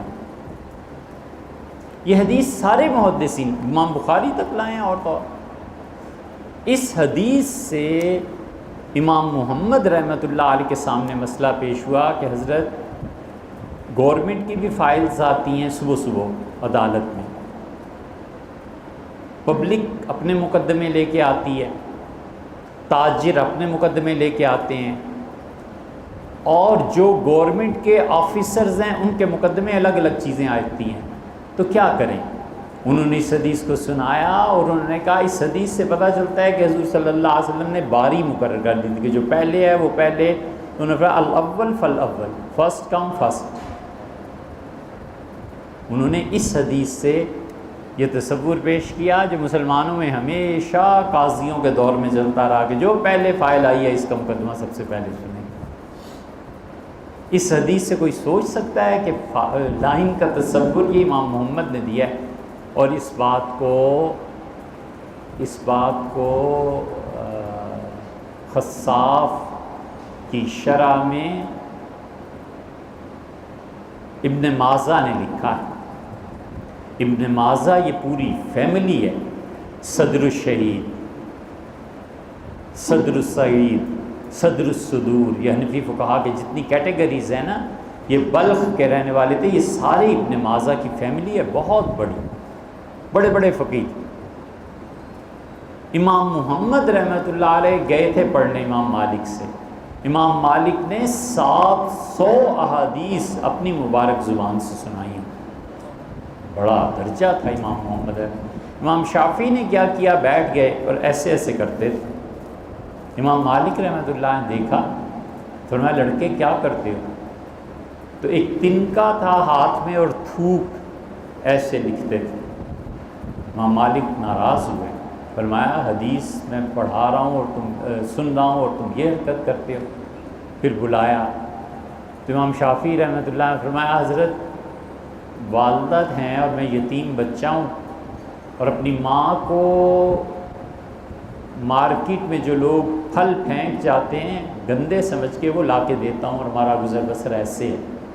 تو ماں نے کہا مالک زندہ ہیں، پڑھ آؤ جا کے بیٹے، ایسے نہ ہو امام مالک فوت ہو جائے. یہ ماں تھی.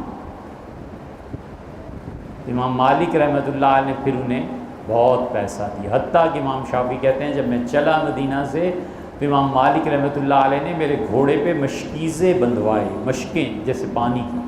میں نے کہا حضرت یہ کیا ہے؟ فرمایا یہ سونا ہے، چاندی ہے. اور میں تمہیں ایک بات کہوں، بڑی زبردست بات کی. ان کا میرے بچے تمہاری پیشانی میں علم کا نور ہے، اور میں اتنا کچھ دے رہا ہوں، یہ لے جاؤ اور کسی کبیرہ گناہ میں نہ پڑ جانا، ایسے نہ ہو کہ علم کا نور چھن جائے. امام شافعی رحمۃ اللہ علیہ کہتے ہیں میں نے پکی گرہ باندھ لی اور مجھے اللہ سے امید ہے قیامت میں کسی کبیرہ گناہ میری زندگی میں ہے ہی کوئی نہیں جس کا حساب دینا. امام شافعی کوئی معمولی آدمی. پھر وہ مصر پہنچے ہیں. پھر مصر میں قیام جب ہوا ہے نا، وہاں ان کا واسطہ پڑا ہے حنفی فقہا سے، بحث مباحثہ، امام طحاوی فلاں فلاں. طحاوی تو خیر بات کے تھے. تو پھر انہوں نے اپنے فتووں کو بدلا ہے. پھر امام شافعی رحمۃ اللہ علیہ کو امام احمد ابن حنبل جیسا شاگرد ملا ہے، انہوں نے انہیں پڑھایا ہے. امام شافعی کو امام محمد نے پڑھایا ہے، امام ابو یوسف کا دور کچھ. پھر امام شافعی نے امام احمد ابن حنبل کو پڑھایا ہے. پھر وہ مصر میں امام شافعی رحمۃ اللہ علیہ ایک دن اٹھے اور انہوں نے ایک قاصد کو تیار کیا اور انہوں نے کہا جاؤ یہ خط لے جاؤ احمد کے پاس بغداد میں، اور احمد کو یہ کہنا کہ جو بنیان اس نے پہنی ہوئی ہے نا اس کو پانی میں ڈبو کے مجھے پانی بھیج دے. امام احمد ابن حنبل رحمۃ اللہ نے جب خط پڑھا تو وہ رو پڑے اور بنیان بھگو کے پانی بھیج دیا. تو اس سے پوچھا کیا قصہ ہے؟ تو انہوں نے کہا یہ تم جو خط لے کے آئے ہو امام شافعی رحمۃ اللہ نے لکھا ہے کہ رات حضور صلی اللہ علیہ وسلم کی زیارت ہوئی اور مجھ سے فرمایا جو تمہارا شاگرد ہے نا احمد، اس کو میری وجہ سے سخت تکلیف پہنچائی جائے گی اور کوڑے پڑیں گے اور حکومت ظلم کرے گی، اسے کہنا کہ صبر کرے اور جنت میں میرے ساتھ رہے گا. یہ تو امام احمد ابن حنبل رحمۃ اللہ رو پڑے اور کہا کہ میرے استاد نے یہ پانی منگوایا ہے اور لکھا ہے کہ میں تمہارے پانی سے برکت حاصل کروں گا، اسے پیوں گا تاکہ اللہ مجھے شفا دے. یہ جو اولیاء اللہ کے قصے یہ اب کے نہیں ہیں، یہ پہلے دور. امام شافعی اتنے باادب تھے کہ ہمیشہ یہ رفع یدین کرتے رہے، آمین بالجار کہتے رہے. جس دن بغداد جا کر نماز پڑھی نا، ہم نے دیکھی ہے وہ مسجد اب بھی ہے. امام حنیفہ رحمۃ اللہ کی قبر ہے، 7 مسجد ہے. امام شافعی کے ہوتے ہوئے کون نماز پڑھاتا؟ حضرت کو آگے کیا کہ نہ رفع یدین کی نہ اونچی آواز سے آمین کا، بالکل حنفیوں کی طرح نماز پڑھی. تو کسی نے کہا حضرت یہ کیا ہو گیا ہے، آپ نے فتوے سے رجوع کر لیا؟ کہنے گئے نہیں. کہ کیا ہوا ہے؟ ان کا ادب صاحب القبر، یہ جو قبر والا ہے نا اس کے احترام میں یہ کیا. حضرت کہتے تھے رفع یدین نہیں ہے، آمین بالجار نہیں، حضرت کے ادب نے کیا. تو ان باادب لوگوں کا علم کیوں نہ پھیلتا؟ پھر امام شافعی رحمۃ اللہ کا علم بہت پھیلا ہے، بہت پھیلا ہے. پھر امام محمد رحمۃ اللہ علیہ، ان کی والدہ جو تھی ان سے ان کا نکاح ہو گیا تھا. سوتیلے باپ ان کے امام محمد رحمۃ اللہ علیہ تھے. امام محمد نے بہت پڑھایا ہے. امام شافعی سے پوچھا گیا تو انہوں نے کہا کہ آپ نے کیسے پڑھا ہے؟ انہوں نے کہا تم نے کبھی چڑیا کو دیکھا ہے کہ بچے کو چونچ سے چوگ ڈالتی ہے گھونسلے میں؟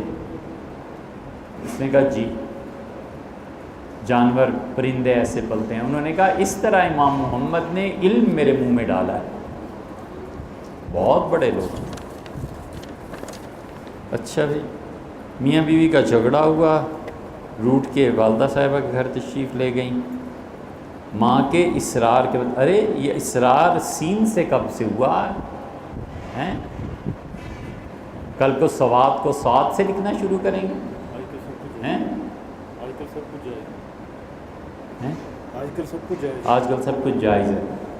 اچھا، اصرار سواد سے ہوتا ہے، سین سے اسرار سر کی جمع ہے، اور سر کہتے ہیں راز کو، اور اسرار راز ہو گئے. ٹھیک ہے، اسرار ربانی، اللہ کے راز جاننے والا۔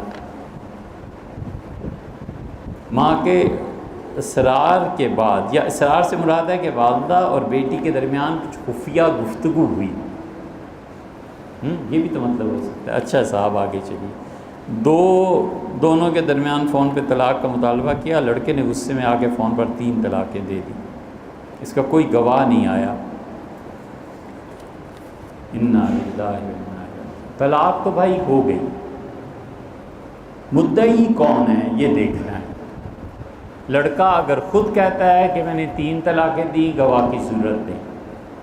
طلاق کی گواہی صرف فقہ جعفریہ میں، اہل تشیع کے ہاں جس طرح نکاح میں گواہ ضروری ہیں، ان کے نزدیک طلاق میں بھی گواہ ضروری ہیں، ان کے علاوہ امت قائل نہیں ہے۔ لڑکا اگر خود کہتا ہے کہ 3 طلاقیں دی تو ہو، لڑکا نہیں کہتا اور لڑکی کہتی ہے کہ اسے 3 طلاقیں دی ہیں، تو 2 صورتیں۔ ایک صورت تو یہ ہے کہ المرأۃ کالقاضی، فتاوی عالمگیری میں اور شامی نے لکھا ہے کہ جب عورت طلاق کا دعویٰ کرے اور گواہ کوئی نہ ہو اور شوہر کہے کہ میں نے طلاق نہیں دی، تو پھر عورت کی حیثیت قاضی کی ہو جاتی ہے، وہ اپنے بارے میں فیصلہ کر رہی ہے، تو وہ یہ کرے کہ اپنے آپ کو اس سے بچائے اور خاندان کو بیچ میں ڈال کے طلاق لے، ایک صورت۔ اور دوسری صورت یہ ہے کہ قرائن و آثار کو دیکھا جائے کہ لڑکی سچی ہے یا جھوٹی، خاندان سے پوچھا جائے، گھر سے پوچھا جائے، والدین سے پوچھا جائے، معلوم ہوا کہ لڑکی بالکل سچی ہے، جھوٹ نہیں بولتی، اور اتنے سیریس میٹر میں تو جھوٹ بول ہی نہیں سکتی، تو لڑکے کو پریشرائز کیا جائے کہ نہیں بھی دی ہے تو دو۔ اور اگر لڑکی کا کردار ایسا ہی ہے تو اس سے اللہ کی قسم کھلوائی جائے اور وہ کہے کہ خدا کی قسم مجھے اس نے طلاق دی ہے، تو پھر طلاق واقع ہو جائے۔